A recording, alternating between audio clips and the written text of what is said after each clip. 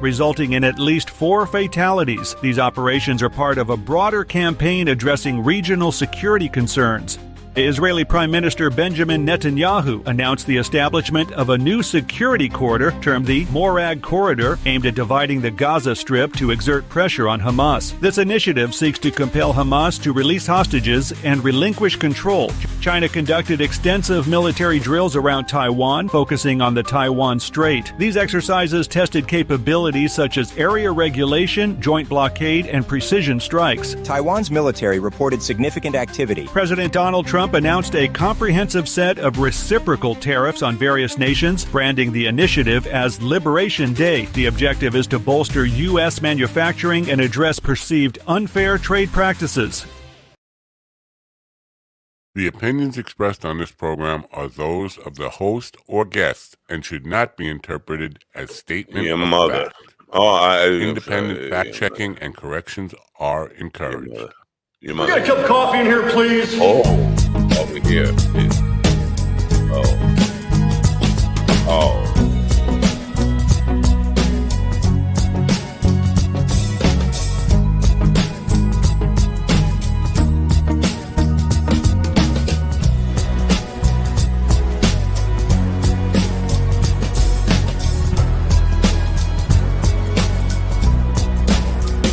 Radio. Damn, it's hot and hot. Yeah, radio. My dog is your mind's best friend. Yeah, radio.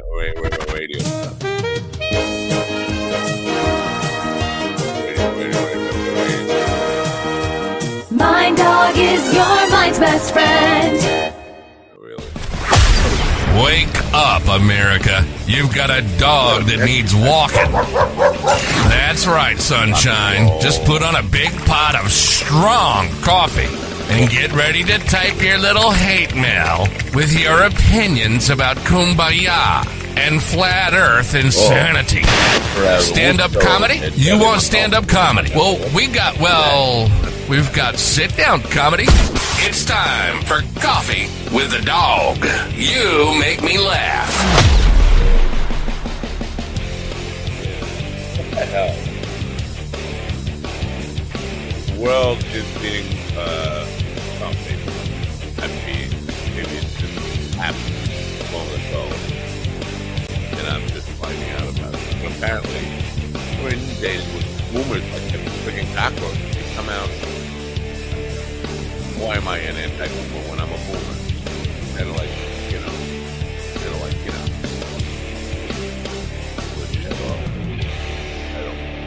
shut off by itself. Who cares if it goes bum bum bum bum bum? I'll just stop it. How about that? Well, it didn't. Good morning. You made it through another week, another work week. You proud of yourself? Good for you. If you still got a job, just keep dumping that money into a 401k so we could just lose it all. I don't know. Somebody said, some genius yesterday. Oh, by the way, did I say the date? Today is Friday, April 3rd, 2025. Yesterday was Liberation Day, the very first Liberation Day since, like, the Emancipation Proclamation. We're all free. We're all free. Free at last. Lord Almighty. Free at last. And nothing is free. We're all free, but nothing is free. Tariffs liberated us from the oppression of actually having money in your retirement account. Somebody said that Wall Street is trying to scare people. Wall Street is trying to scare people. Wall Street got together and said, you know what, Wall Street? We never do a good April Fool's prank. And somebody said, well, that was a couple of days ago. Fuck it. We'll do it late. We'll scare people by losing all our money. That'll scare them. All those billions and trillions of dollars we have, let's lose it all just to scare them. Because that's what they do. If there's nothing rich people like better is to lose all their money just so they could laugh at the poor people. We're in a very retarded time. And I use the word retarded like a retard. But what else can we say?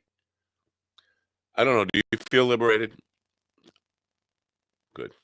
Today we're expecting, I could have named this program Waiting for Beaverman, Leave It to Beaverman, but instead, what did I just call it? I called it something about tail slapping.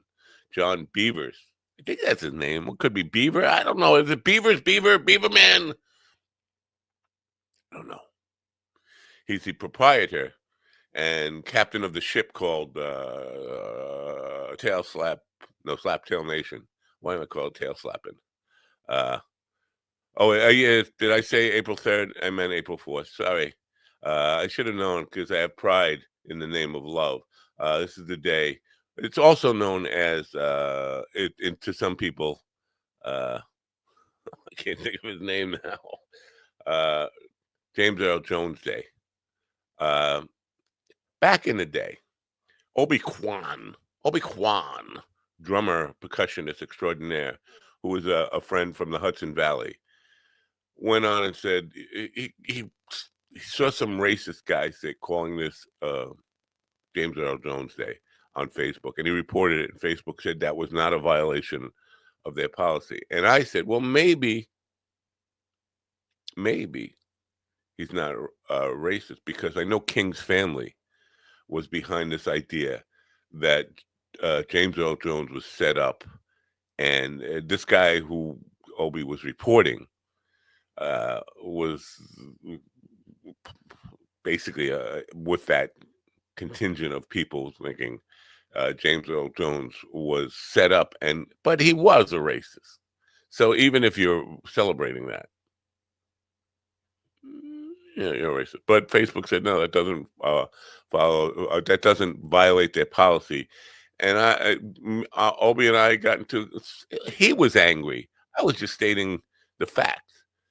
But he blocked me, and that was like 15 years ago. Speaking of racism, Matt Walsh is on Twitter today. I gotta read this because it's just straight out of Stephen Ortiz's or whatever he's going to call himself now. His family tree.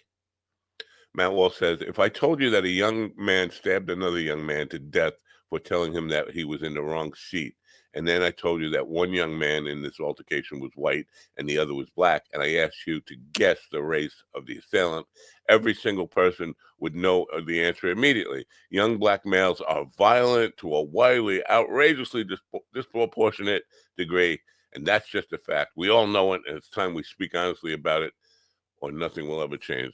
I would suggest Matt Walsh spend a weekend in a place called Howard Beach, New York, Queens. It's near the airport. You can go down there. Where if a black person walks down the street, white people will come out and smash his skull with a baseball bat just for walking down the street. Disproportionately, no. Black males are violent. White males are violent. Males are violent. Male humans are violent. That's the bottom line. The color of your skin doesn't really play into it as much as the testosterone in your veins. But Matt Walsh can't see that because he's never been outside his little white neighborhood. Anyway, I'm sorry. I didn't mean to. I didn't mean to. I'm going to play a commercial, and then we'll come back and say hello to, did I say James Earl Jones? James Earl Ray. You know, I'm asleep. I'm saying April 3rd, James Earl Jones. Thanks for pointing it out. Every time I make a mistake, feel free to just point it out, because that's what you're here for. Anyway, maybe I need some of this. Mind Bloom is helping people achieve life-changing clinical and personal breakthroughs, alchemizing both the psychedelic medication, psychiatric care from psychiatric clinicians, coaches, we call psychedelic guides, and a lot of content and meditations and programs into this really transformational experience that, because it's delivered at home, costs a lot less and is a lot more convenient for people to receive. All right. Welcome to James Earl Jones Day. Luke, I am your father. If you build it, I will come. In the room with me right now, or Steven, look, you made a mistake. I don't have a last name. And Ron, I have a last name, Kane. And GD, I have a last name, and nobody knows. Everybody thinks it's Ferguson, Fenderson. Good morning, folks. Good morning, America. MindDogTV.com. Today we commemorate Martin Luther King Jr. So go to MindDogTV.com/merch and get your Thank You James Earl Ray cards. Without him, April 4th would just be another U2 lyric. MindDogTV.com. MindDogTV.com. Support your local merch nerds and enjoy the suffering. I don't motherfucker. Right. Now, let's give GD a little juice here this morning. Would you like a little juice? Juice him up, Daddy. Juice him up. Depends on where you squeezed it from. Give me about 5 minutes for that. TikTok, motherfucker. I think I know the answer that you're going to give to this question. With all the conspiracy files being released, why? Because there is a conspiracy theory about King being a part of a government takeout, and James Earl Ray. Why I keep saying Jones? Was a patsy. You're stealing my material that I used to do years ago. Wow! Now who's the joke thief? I am. Yeah. Which material would that be, though? What I'm sorry. Which what now? What material would that be? What material am I stealing? My James Earl. Basically how ignorant people are of history, and why young people still think that James Earl Jones killed Martin Luther King. Well, I wasn't doing a bit there. I was just being sleepy and you must be the Monopoly guy. I'm usually really funny when I'm not trying to be funny, but if I try to be funny, sex, yeah. So, but what do you think they're not releasing any of this stuff, the conspiracy information about King because he was blind? I thought everything was out there already. Everything's out there. I think they're just too busy trying to justify tariffs. It is sad. It is so sad to see these morons who are supposed to be capitalists line up behind tariffs. How dumb are you? It's fantastic. Mannequin pussy. It's unbelievable.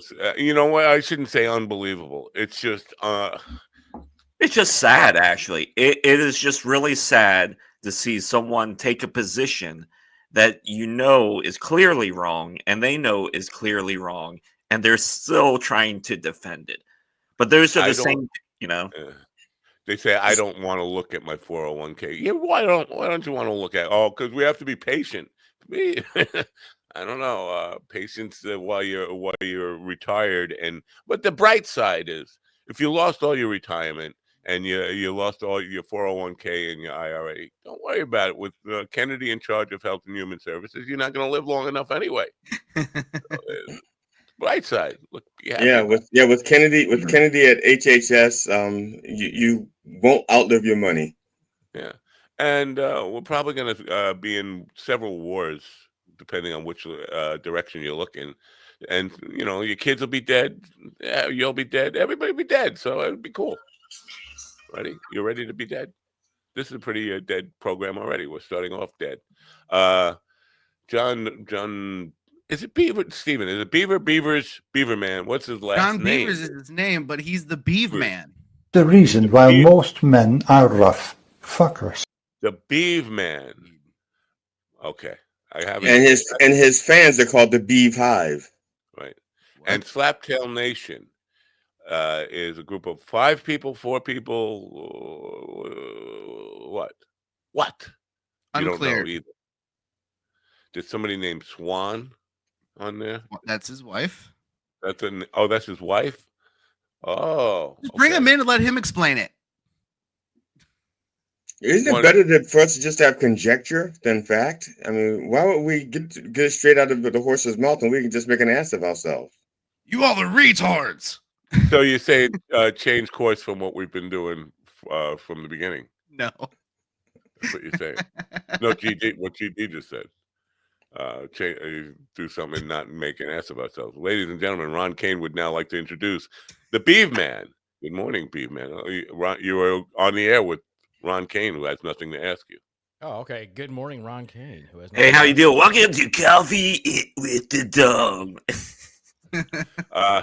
Good morning, John. Thanks for being here. Good morning. Now, hey, you hey, are. Everyone, make sure you call in. The next hour, we're giving away REO Speedwagon tickets. On purpose? Kalamazoo, Michigan. Hello, Larry King live. Good luck giving those away. Yeah. That was the Yeah. first concert I ever went to. I got to increase your volume on our end a little bit here. Your mic is a little low. Is that any better? Tell us about the Slaptail Squad and the Slaptail podcast. Okay, so the Slaptail Squad is. I originally had a different podcast. It was called Beef Man in the Dock, but I always wanted to choke my co-host. So we started integrating other. Yeah, I wanted to kill him. So we started just kind of bringing other guests in. And then my vision was to have rotating guests and call it a squad. And of course, my last name is Beavers. Slaptail is a kind of a nickname for Beavers. So we called it the Slaptail Squad. And then we have rotating cast members. But the and that's weird because my father's nickname was Slaptail, but that was just because of the way he greeted the nurses in his hospital. Well, that's what I wanted to get to. The meaning of Slaptail sounds something sexual, right? Is it something? All right. But it's actually what beavers do. They slap their tail to communicate. They'll slap their tail on water. I like omelets better than sex. Being an otter, I should have known that. Or am I an otter? I know, right? Well, otters and beavers are a little different, but it's okay. Yeah, not the same. But hey, whatever. It's all good. Now you do it with your wife. This swan person is your wife. Yes, the Swan is my wife. I call her the Swan. It's based off of the movie Billy Madison. There's a scene where he's playing with his shampoo and the conditioner in the bathtub, and he's talking between the two bottles. Then all of a sudden, he just stops and looks at his spigot on the bathtub, and it's the Swan. He's like, "Stop looking at me, Swan." So we've always called each other Swan, but her nickname is the Swan, so I call her that.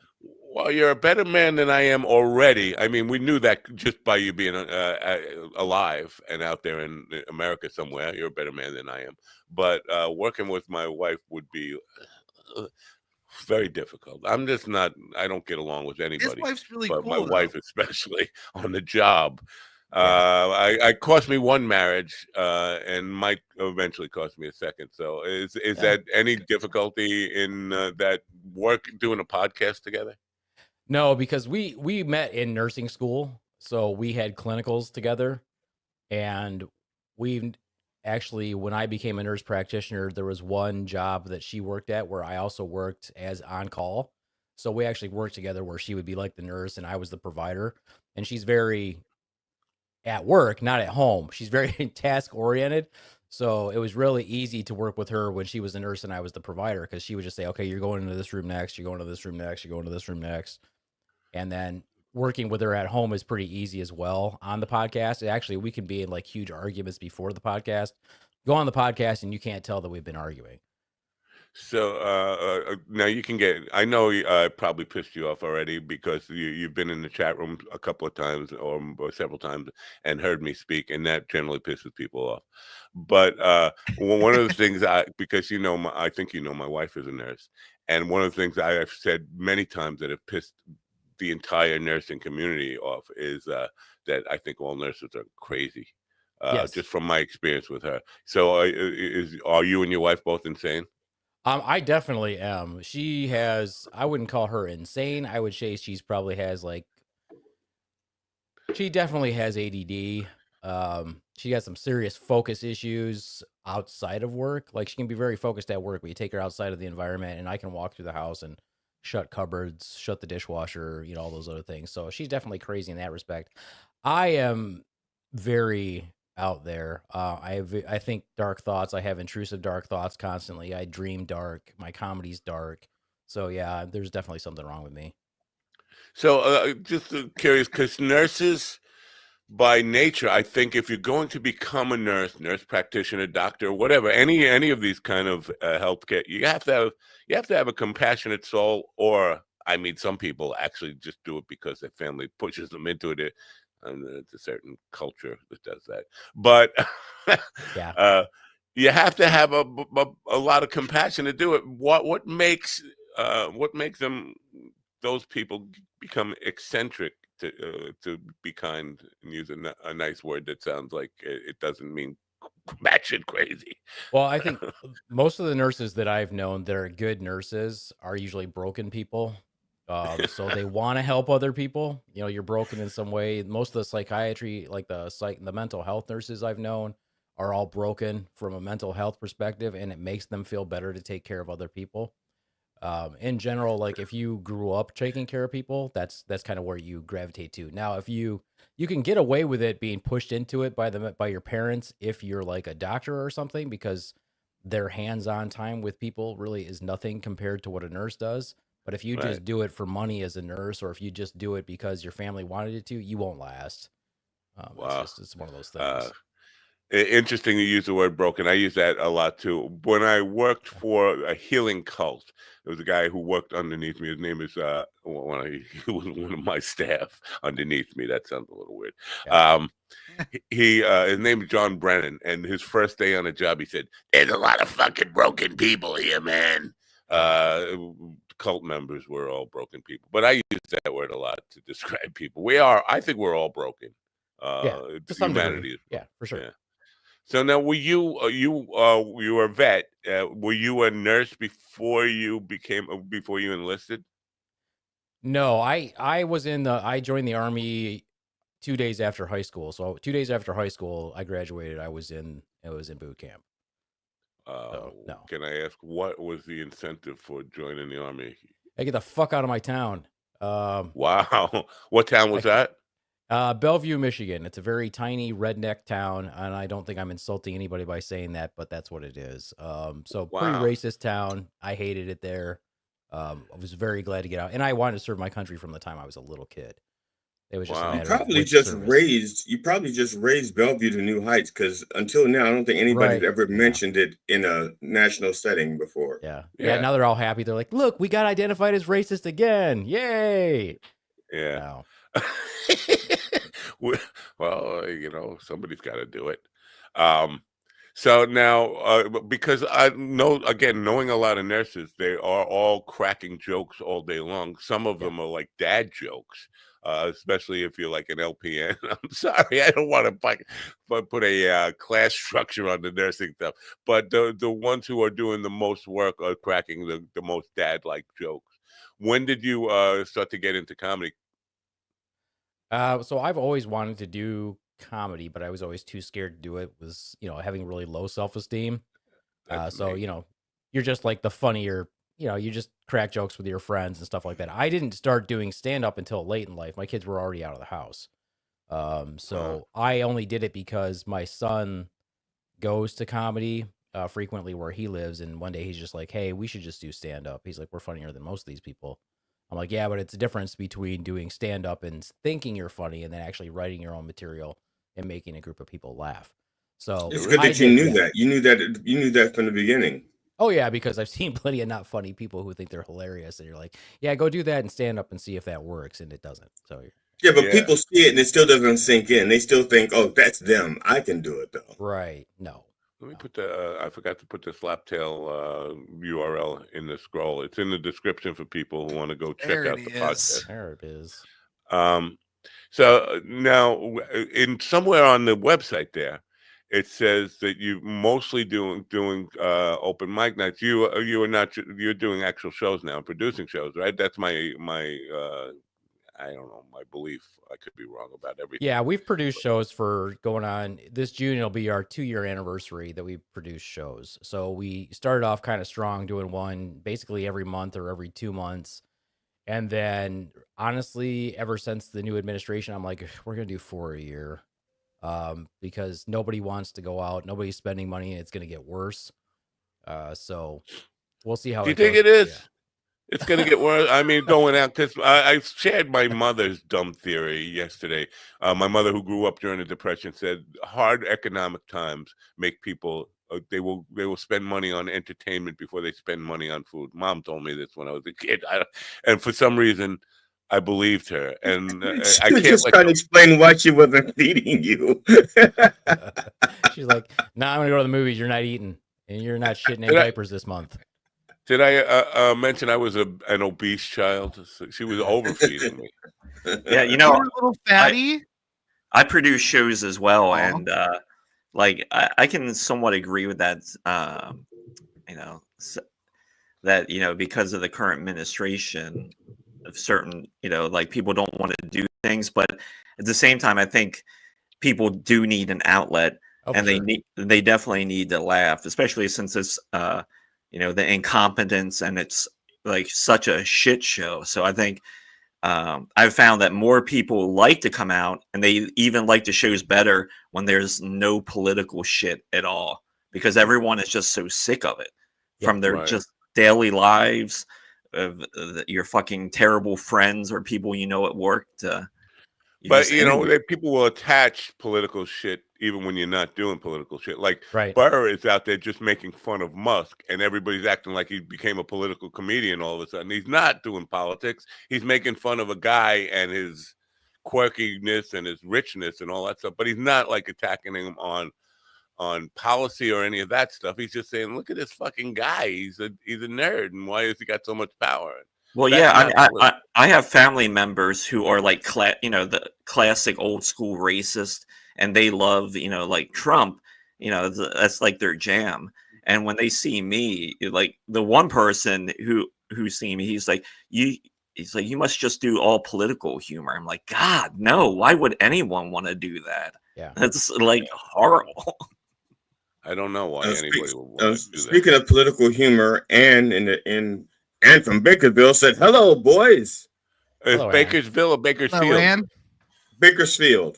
Okay. Wow, what did I say? You said James Earl Jones. I don't know why. I heard that. I also heard him say that. I didn't know why you said it. Are you a retard? Yes. I think I established that right up front in the first minute. I think that was established. Owned it. It was. Just for Stephen's edification, I was an obese child till 4 years old, and then I was an emaciated child I was very thin by the time I started kindergarten, if that makes you feel any better. So up till 4 years old, Stephen would have found you attractive. Oh, see, mine was backwards. I was a fat kid till I hit like 10, or I was a skinny kid until I hit like 10, and then it blew up. So Mr. Beefman, is that what attracts you to Stephen? You like the chubbies? No, I don't, but I heard that Stephen likes chubby children, so that's what I I just want to empty into a bucket. Yeah, Stephen's motto is any kid in a storm, and even if there's not a storm. And it's funny because I was colored until I was 10, and then poof, I became Negro. So you had to get bigger pants. That's what you coming back to Slaptail's comedy the Slaptail Nation. I just want to say Slaptail. All right, guys, Slaptail I gotta Nation. take off out of here. Actually, I'll see you next week. All right. I'm just going to empty into a bucket. From front to back. Yeah, get out, Stephen. I'm coming back to get out of my room. Why can't you just get out of my room? Thank you very much. All right, he's out of my room. Let's put John in this spot here. That's good. Right? Is that good? Or yeah, all right. Anywhere's fine. I'm good. Now the podcast. Is it audio only? Because it seemed to me that I was only seeing audio. You don't do this nonsense, this video. Yeah, we did. We've streamed a few times, and we all decided we don't like it. We like to be on audio. Like we see each other obviously while we're doing the podcast, but we're hardcore podcasters. And plus I edit, so I go back through and I'm like, oh, if somebody says too many times, I've worked really hard with the people who are on the cast very frequently to have them remove unnecessary words, mute themselves if they're going to take a drink, all those things. So we work really hard on that, and which has made my editing easier. But I do go through, especially if they say something like, "Oh, we should probably take that out. I shouldn't have said that," and we'll do that. Whereas streaming, we're like, I don't like to edit video, so we stream a couple times. I can't count the number of times I said, "Boy, that was bad. I shouldn't have said that." I think there's probably been 100 of those already this morning. But yeah, I don't know. I feel like I'm being. And I'm not being critical of you here. I'm just saying, for me, I feel like if I do too much editing, that's not really me. I want you to see all my fuck ups to know just what a loathsome son of a bitch I am. And if you're still here through all that, wow, thank you for hanging around. That's my. I feel the same way about my comedy. Yeah, I noticed that. Yeah. Most of the time it's just extra words, or if somebody, especially guests, if they hit their boom arm, or mostly I go through that and I take out those things. If there happens to be a really long pause, I'll take out a couple seconds because we don't want any dead air. But the majority of the time, we mostly give each other the option. Like if you say something that's really off and you want it removed, I'll remove it. But if not, it stays in. I don't remove anything I say. So when on my podcast, if somebody's using too often, like they go like then I'll just insert the word brella, or they go like and I'll put umbilical cord, just because it's easier to do that than it is for me to delete because I use video. Is that the comedy you were just mentioning there about your comedy? That was it? That was science, not comedy. Oh, I'm sorry. I'm surprised you didn't know the difference. I don't know the difference. Obviously, we've established. Ron, play the clip again. You must be a Monopoly guy. No, actually, he was going to retard. Are you a retard? It's going for a retard clip. But. When we want Ron to be right on the button, he's like, "Fuck you! I'm not doing it. I'm being defiant. I'm just not doing it. Not doing it." All right, fine. Now, how often do you release episodes? Every Sunday. We try to do them on Tuesdays, so I have time to go through it. But I'm sure all of you know how busy all of us are. Yeah. If I got one out like recently on a Monday, usually I do it on Sundays though. I said release, but I should have said liberate, right? Because yesterday was Liberation Day. Now, when you record it, you're all in the same room when you record it? Just my wife and I are in the room. Most of our friend JD, he's in Fresno, California. So that's where he podcasts from. My friend Rick, he travels for work. He works for like Orbit Bid. So he goes all over. So wherever he happens to be, he'll stream with us. And then wherever guests have, like we have guests from Detroit or wherever, Indiana, things like that. Are the other guys, are they all comedians? No. My friend Rick is definitely not a comedian. My friend JD is not a comedian. They're just funny guys. Funny guys. Yeah. Now, how long you've been doing comedy for a while? How long would you say that do you plan on doing it for a life? That's what I'm making a life out of being in comedy, or is it just a hobby? I would say that I will probably know when it's time to stop doing comedy. Because I don't want to be the cringy guy. I don't do anything. You'll be the first, though. I always say that the first to ever know when it's time to stop doing comedy. I probably will podcast forever, though, because my whole goal was to podcast. I really like podcasting. If I could professionally podcast, I would. So that's always been my hope and dream, is that the show will get picked up by some, big syndicate or something like that, and we'll podcast permanently, or to become like a voice actor or something like that. Unfortunately, I can't do voices like I used to be able to. You think that it's one of those things that you can do forever, but apparently if you don't practice all the time, you can't do it anymore. So, or if you have bad sinuses, like my sinuses got worse as I got older. So I lost half my characters because I couldn't do the sounds. Yeah, that's unfortunate, because that's what I want to do. I was like, voice acting, I could totally do that, because all of us most of you guys probably grew up with like Looney Tunes and stuff. So you all try to be like, we're trying to be Bugs Bunny or Daffy Duck or whatever, or Sylvester. And the Muppets, and the Muppets, yeah. Yep. You were on a high there. You had to go to the Muppets. Come on, Daffy Duck. I love the Muppets. I love the Muppets. But Daffy Duck is like the Marlon Brando of Stella. So you know what? I'm gonna say now, this is not advice. It is not me telling you how to live your life or telling you what to do. It is. It isn't. Believe me. Whenever whenever he starts it like that, that's like saying, I mean, no disrespect. No, it's not. No, it's not. It's whatever you want to do. But you mentioned, if I could podcast professionally, mean getting paid for doing podcasts. The reason it's really hard in comedy, but I guarantee you, if you were doing one on the profession of nursing, you could turn that into an avocation and actually make money, probably make enough to live on. Because those podcasts that are about jobs, careers, those kind of things, they work, and people they actually I've been in that industry, believe. But comedy podcasts are very difficult because you got Rogan, you got a couple of other things that are called your mother's house and all those things that make money, and then everybody else, there's nothing left. But in those job things, sponsors particularly, you get all the healthcare. If you did one on nursing or something like that, or the healthcare industry, you'd get a ton of actually paying sponsors. That's just an observation there. Now, obviously, it doesn't seem to interest you, right? That kind of. Well, no, the thing is that we've talked about that because my wife is a nurse also, and one of the ideas that I had was to have her and I on a podcast and always bring in a third party person who doesn't know the material until we present it to them, so that they can be the voice of the audience. And one of the ones that I wanted to do was have a podcast. Basically, it was like something like sick, definitely, dead, possibly.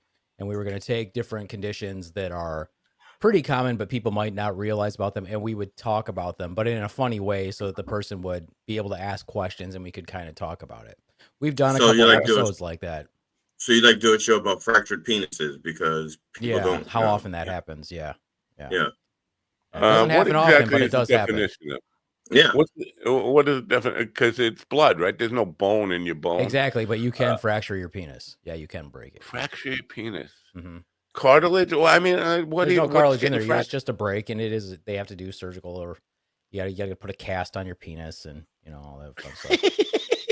Is it an expandable? Is it an expandable cast? I don't know how they do it. I don't know how to do it, but when I worked in the ER, it wasn't when I was on shift, but I know of in the 7 years I worked in the emergency room, two patients broke theirs. So, when we get a broken arm or broken leg, I've never had either, but been around people want to sign your cast. If you have a penis cast, do people sign that, and they have to write really? Yeah, they have to write small. In my case, they could write regular size. Yeah. But just use initials. Let me sign your cast. I've never come across, and when I say come across, I mean seen. Not. I've never seen a penis cast. I think I would be shocked. Is it like the same kind of stuff they put like on? I don't know what they do. I honestly do not know what they do. I just know if it's happened twice, because that's a urological procedure, I'm assuming. So I don't do any of that. I was an ER emergency and trauma nurse, so you see them when you first get them, and then you get rid of them. They either go home or they get admitted, they go to surgery, whatever. And years ago, I can tell GD was revving up for a question because I get years ago, I was dating this young lady, and her aunt was a nurse, and so I was in like I was like around 30, late 20s, and that was the first time I'd heard about a fractured penis. It became dinner conversation for the next half an hour. Mannequin pussy.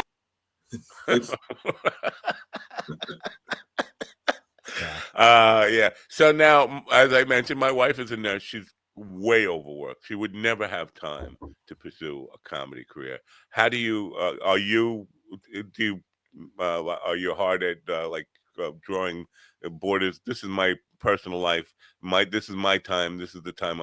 Because it's got, as a nurse practitioner, you probably have twice the workload that she has, which it would be 180 hours a week or something.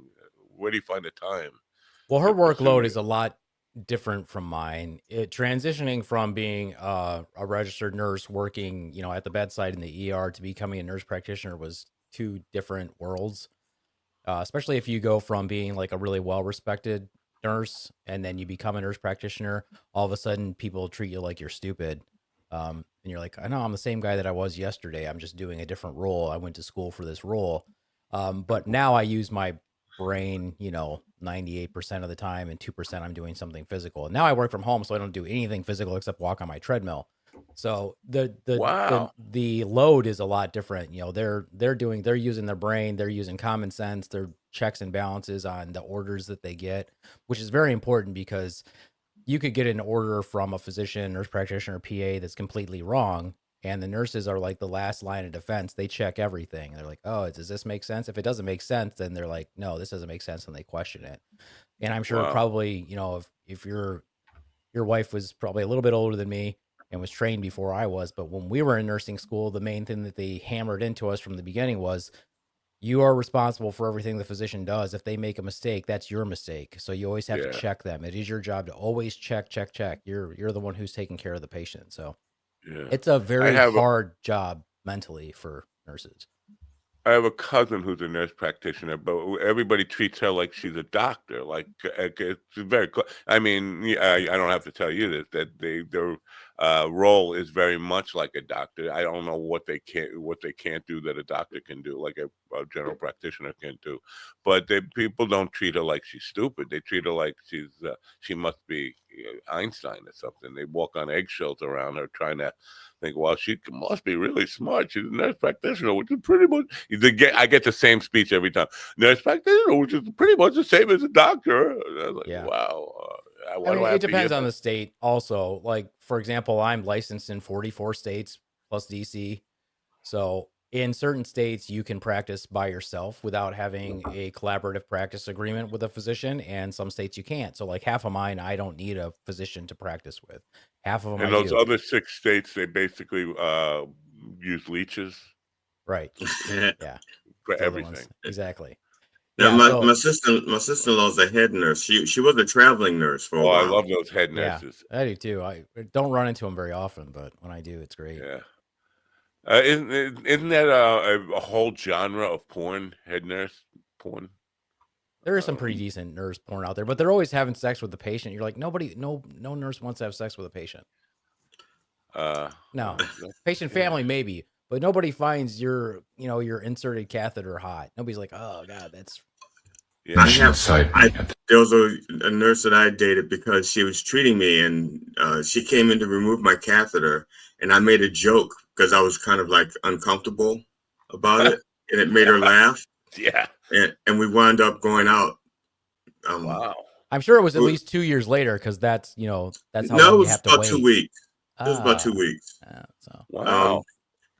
I woke up. When I woke up from my anesthesia, I saw she was the first thing I saw, and she was like a dead ringer for Demi Moore. Oh. And this was back when I had the hots for Demi Moore.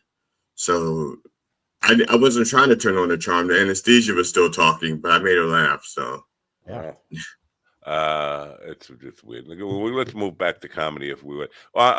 John, forgive me for not. I just think I have it in my head that you were the one yesterday in the chat room mentioning San Diego, California. Yeah, that was me. Yeah, that was you. Okay. Have you been there? Do you know? Because what I'm hearing, Robert Taylor went out there. A couple other comedians I know went out there. L.A. is not the place to go if you're going to go to California. San Diego. What's your experience, and how do you know that? So we just got back from San Diego. We just went there for vacation. And so if I try to go somewhere, I try to hit people up to see if I can get on a mic somewhere. Nobody's booking me. So I just do mics. So I went down there and I was able to get into the drawing for American Comedy Company. They've got like 3 or 4 comedy clubs like within a 2-3 block radius. I mean, you can literally, Madhouse Comedy is directly next to the Laugh Factory. On like I think 5th or 6th Avenue. And then a street over is American Comedy Company. They've also got Mic Drop Comedy. They've got some little open mics. Trailer Park After Dark has an open mic. And then if you go like 15 minutes away, you're at the La Jolla, the Comedy Store. So, right. And it's just a huge network of comedians that are very welcoming. A lot of them are show up, go up, or you get on a list. But at La Jolla's Comedy Club, the Comedy Store, you can they have a drawing like every Tuesday.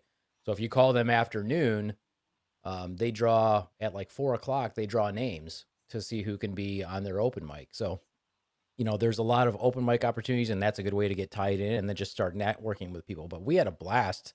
The comedy clubs were all super fun. Are you a joke teller or a storyteller? What? I can't believe there are genres of comedy now, but there are. You can go down to prop comedy stuff and all. But what is your comedy styling? Well, I'm a gallows humor comedian, so most of my comedy is pretty dark. So I just do it. I do some story type stuff, but a lot of times it's just I'll take you in one direction. Bring you in what you're interested in or what I think you might be interested in. And then I flip the script and do something completely dark off of what I brought you in on, Do you actually write your material out and either in longhand or on a computer or whatever, actually write, like a script for yourself? I write it out. I usually write it out in longhand, and then I put it into a document on the computer, and then I read it back to myself, and then I get the key points down because I keep saying it over and over again. I'm like, what does that sound like what I would actually say? And then I remove the words and try to rearrange it. And then I'll go do it. And if it doesn't seem like it's working in a certain order, then I'll change the order that I do things. Wow. Are you guys familiar with Brad Garrett? Yeah. Brad Garrett. Everybody loves Raymond. I think of him as the guy who played Jackie Gleason in the Jackie Gleason He did play buyout. Jackie Gleason. Yeah, that's him. Very great impersonation or just, characterization. Yeah. But he also does impersonations. He started on Star Search, and he was a lot of his act was that kind of stuff. He's got this thing now where he's mentoring comedians, comedians in their beginning stages of their careers or acting online. And he reached out to me and friend requested me, and I'm like, this is the fake celebrity, like another one of these phony accounts. Like Paul McCartney's got 2 friends, and I'm one of them. Come on. But so I thought he was phony, but then he said he's doing this class and it'll be Zoom online. You can't fake being Brad Garrett on Zoom online. I told him I would promote that stuff. But have you done any of those kind of? The reason I brought him up was so I could promote his dopey little thing. Nice. But have you done any of those kind of workshops, classes, stand-up comedy, whatever, training? No, I really want to, but it's a time thing. So a lot of times I just read books, and then we scout comedians. So we go to a lot of shows because we're trying to put people on. I don't like to look at clips. So if somebody reaches out to me and says, hey, I'd like to be on one of your shows, I'm like, okay, tell me where you're going to be and I'll go watch you. And then I'll decide if I think that I want to put you on a show. Clips are okay, but if I can see that person in person, I'd much rather do that. So a lot of it is we learn. It kind of makes my wife and I really cynical because we see so many comedians. And to give you an example, we went to the Laugh Factory in Chicago. My wife wasn't with us. It was me and my buddy Joe. We went there, and it was one of their showcases, the funniest in Chicago type thing. And I was sitting right next to where they were filming, but they were all saying stuff that I'd heard a million times. And so like every 2 seconds, I'm like, hack, heard it in a different city, hack. And my buddy next to me is sitting there. He's like, you're so hard on people. I'm like, they're saying the shit that you do where you say, oh, we're all friends now. He's like, I've been saying that for months. How come you never said anything? I'm like, I figured you knew. I gotta figure out a way to do this where like it's a fake guy taping a comedy special in a place, and you could hear the microphone on the camera, and there's a guy sitting next to the camera going, hack. I don't know if the sound was on, but I know the camera was on. I'm assuming they were miking it somewhere else. But if they weren't miking it somewhere else, they just have me just constantly going, hack.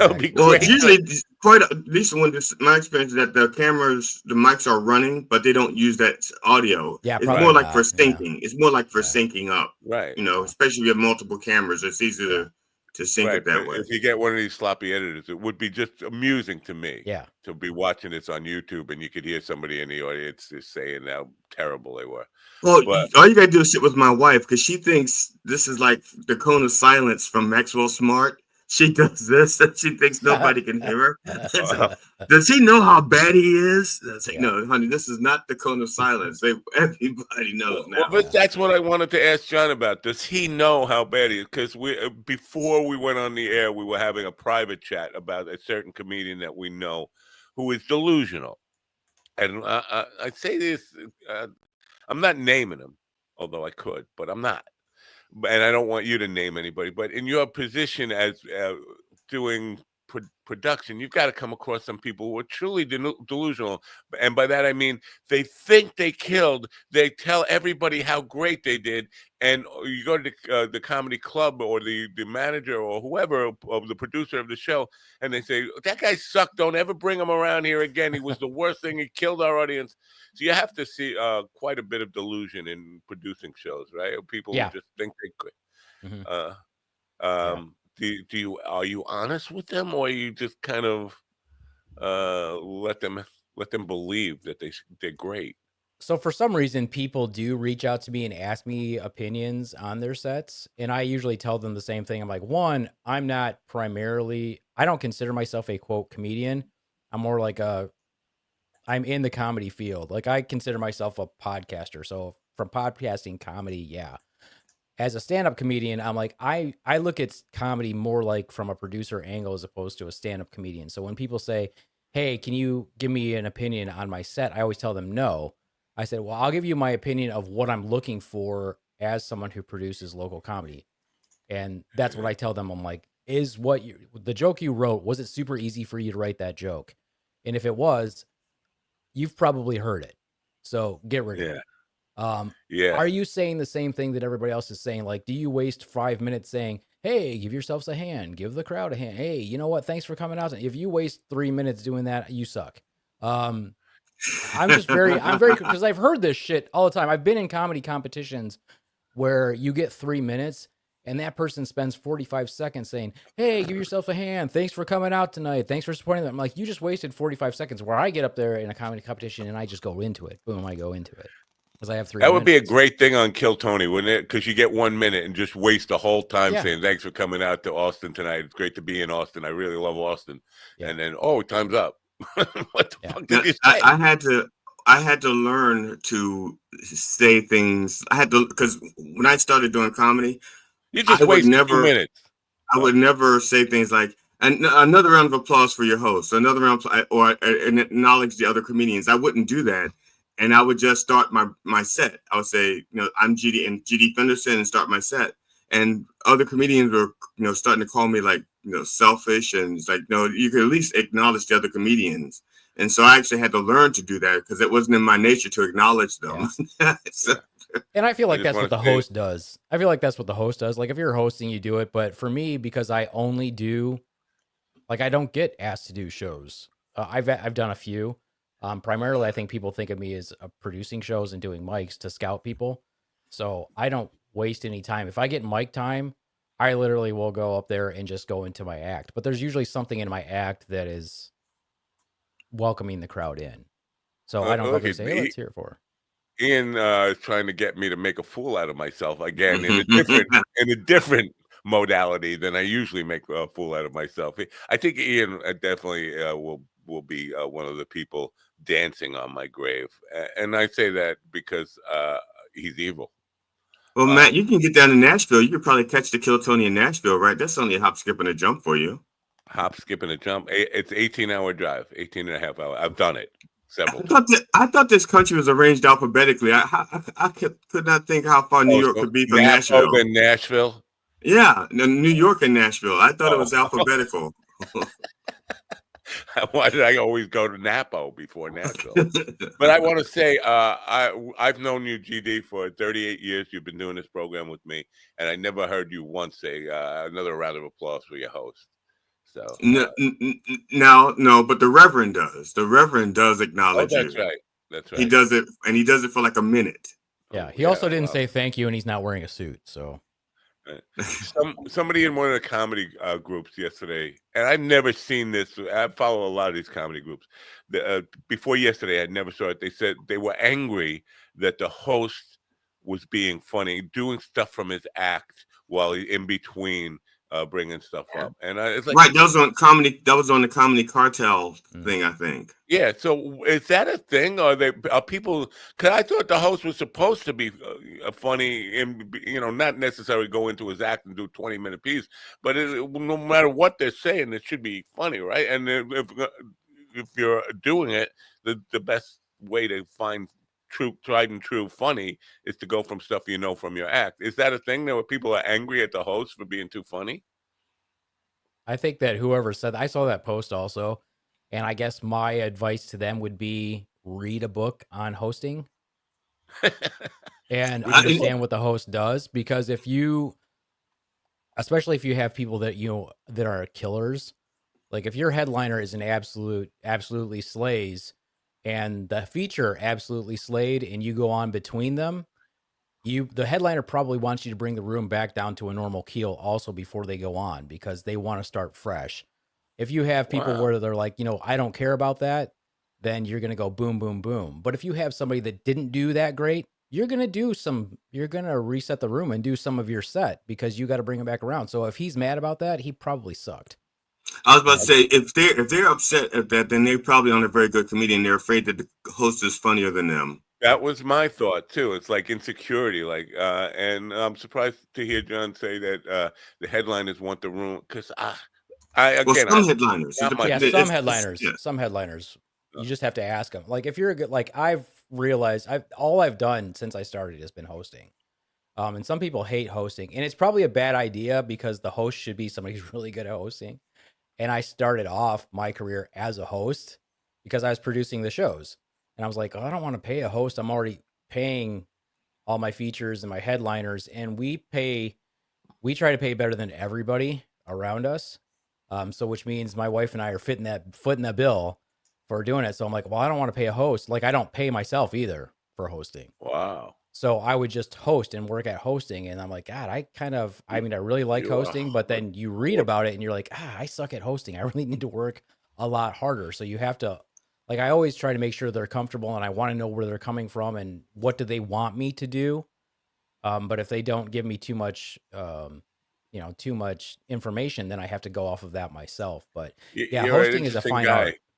Yeah, you come from it like there must be a book about it. I would never even think that there would be a book on how to host a comedy show. Yeah, there's a really good one by Dan Rosenberg, I believe. It's basically something like how not to suck at hosting. It's like how to be a good MC. It's a great book, and it literally takes like 30 minutes to read. It's a super easy book to read, but it has good tips in it. And I was like, oh, I do it like 10% right. But I'm a terrible host, and I was in New York, and I was at the Broadway Comedy Club, and there was this one comedian who was the host, and he was the best host I'd ever seen. And so I tried to emulate him when I hosted, but I was still bad at it. But the conventional wisdom is that you learn to host, and then you do your 5 minutes, and then you get a feature, opening and feature. Then one day, if enough people die, you can become a headliner. But I asked you done. Yeah, so I asked this one club owner. I said, "Well, what if you're a terrible host, but you're a good comedian? What do you do?" And he didn't have an answer, so he just belittled me. Nice. It's like shut up. But that's kind of what I was going to say. That I basically my approach would be, and now I want to read this book, but my approach would be just go to a lot of comedy clubs. Go watch a lot and see what people do and learn that way. I never think there's got to be an easy way. Just read a book. Good for you. Well, sometimes you can watch something and not pick up on nuances, or you don't know how they got to do what they're doing. So the book is helpful.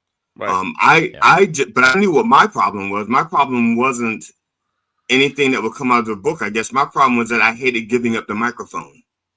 And I hated warming up the group for other people. I wanted to be that guy. So when people were telling me I had to host, Ron, chime in here. Come on, get him. Come on. So, I know you want to. I did not like the host, but the Reverend would host, and he's much better at hosting than I am. So I would host as the Reverend, but I couldn't do it as myself. I don't want to shut up. I don't care. I don't want to hear it. I know you're about to say something. I was just going to say we need a staff psychiatrist, because when hearing you talking about the Rev, and it just seems like I don't know, there's something wrong with you. Mannequin pussy. Yeah.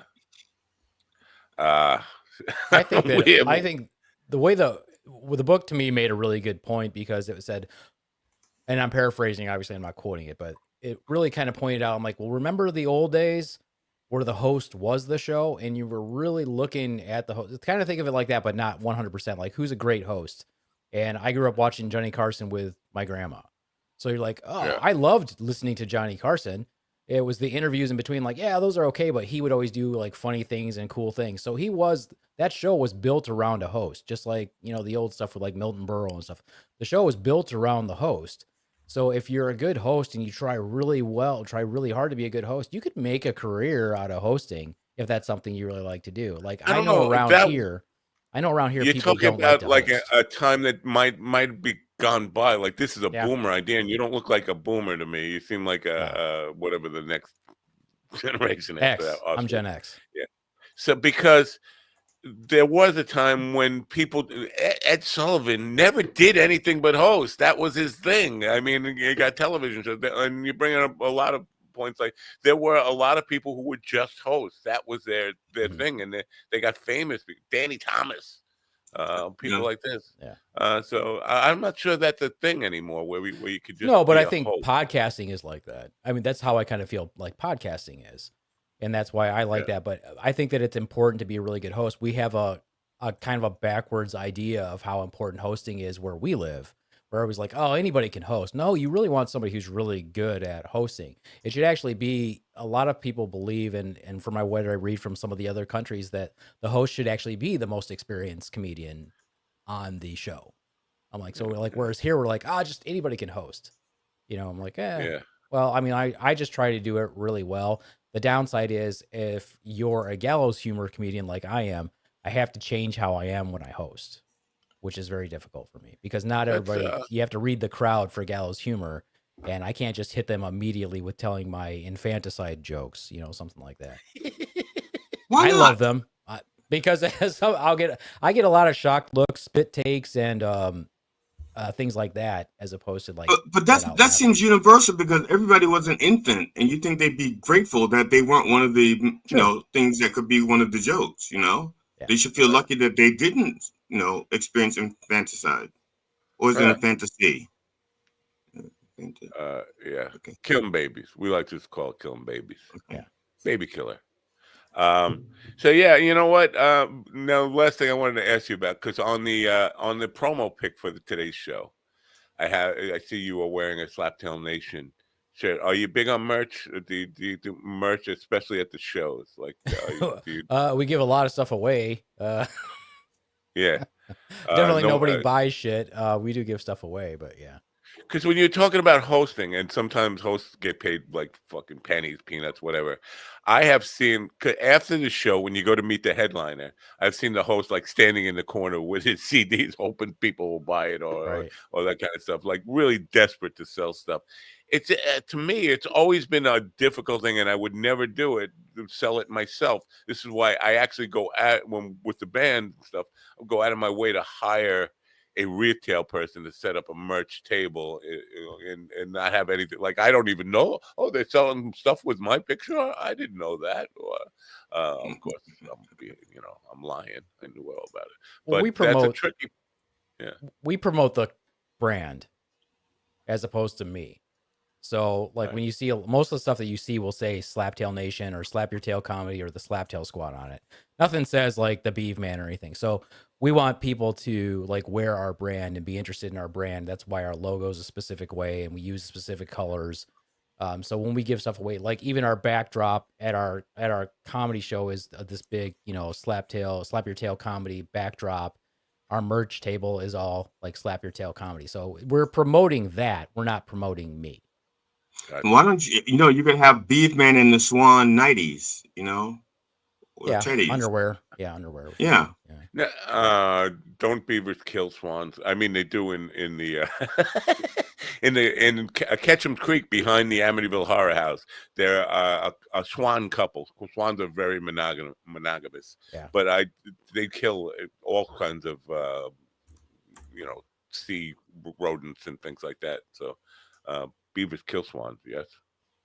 I do not know. I mean, I know sometimes. Never mind. I was going to say what I want to do, but I think the beavers maybe slap them. Give them a good slap because they like that. But I know swans can be really aggressive. Oh, they are. Yeah, we have swans in our. It's not even a lake, but it's a body of water that's just big enough to hide a body if you had to. But we have swans, Canadian. Really? Where is this located? I mean, the deep. How deep is it? I'm not telling you my hiding spot. No. I know you're a busy man, and you got to go save lives or whatever it is that you actually do. But I just want to come back to quickly about this podcasting thing. Were you ever like interested in doing radio? No. That's weird. No, because they all have that voice. You're like, welcome to beautiful San Diego, the place where we all want to go every single day. Catch us on 103.3. I hate all that shit. And Mark Maron does this bit where he makes fun of radio, where he's like, you guys are just itching to say the time. Like, we all have cell phones. You don't have to tell us the time every 15 minutes. So I like Last Podcast on the Left. I've listened to them for like, I think 10 years now. And they've always had this job that I was like, that would be a great job. Cause this is my third career as a nurse practitioner, because I was in the infantry for 7 years. And then I was an RN for 7 years. And then I've been an NP for going on 17. I don't know where that radio thing about doing the time actually started, but for some reason, radio program directors were adamant that people didn't own watches or cell phones and all this stuff. But it was introduced to me as a way to keep yourself alert and keep yourself in the program. If you just remember to say the time every 5 minutes, you're at least focusing on moving the thing forward and where we are in time as far as your time on the show. And that's Matt, like in the 1940s, we didn't have like time zones, so a lot of municipalities had their own local time, and that's why they had the town square clock. So if you went from town to town, you would know what time it was, because they didn't all respect the same time. It was, they all had their own local time. So I can see a radio station giving the time in that area. I'm not sure that's the reason why they did it, but that's why they had town clocks, because listening to the voice of the original Amos and Andy. I'm sorry, what happened? We're not on the radio right now. We just lost the radio feed as I was talking about this. Anyway, I'll fix it in 1 second. We got to let John go save bodies, save human lives, save people. So we thank you for being on the program. Slaptail Nation, go there. Audio versions are directly wherever you find wherever podcasts are available. Leave a good review, because it helps John to his stated goal of making it a penny.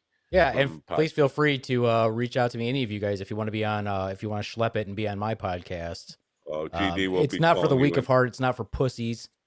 Sorry, we do bust each other's balls pretty hard. So I'm definitely a pussy and a faint of heart. So damn, I'm out. I would want, except for that, the whole being scared of life thing. I would be a good fit, but I am scared of life. Anyway, I'd like to come on sometime and talk to you about dark comedy, because that's what I do. And I host. Nice. I'm always looking for somebody. I'm like, God, there's got to be somebody who wants to do a dark comedy troupe. And I host as well, because I produce a lot of shows. So economically, it's just better for me to be the host. And so I've been producing. I've been doing comedy for like 7+ years, and producing shows for like 4 now. So. Wow. Yeah, always reach out to us. We're always looking for stuff, because we work with a local theater called Dormouse. So we're part of that production company. So it's dormousetheater.com. We do all kinds of stuff there. We're trying to get GD some info from him, see if we can get him to come do a show with us, and that'll be all fun. Any interest in coming to Long Island, New York? Because I got some things happening here. I know it's a long haul, but I'd do it. I mean, we'll go anywhere. I mean, we'd go anywhere pretty much. If there's an opportunity for us to go, I'm like, I just would put in for time off work to go.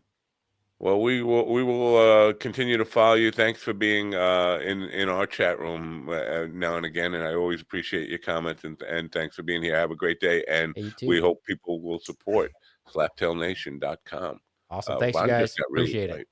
Have a great day. Bye for now. Bye. Go save some lives. Ron, you're white. What happened? Wow, there you go. You're getting darker. I think the camera had to adjust to his presence. That's really weird. Now you're way dark.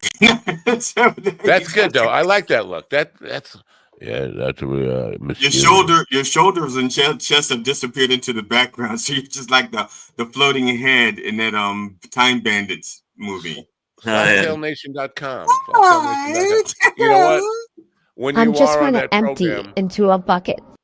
Make sure everybody knows when you're going to be on Slaptail Nation, so we can all tune in and tell everybody to follow along. I was going to play news, but it's really pointless to play news, right? or is it not?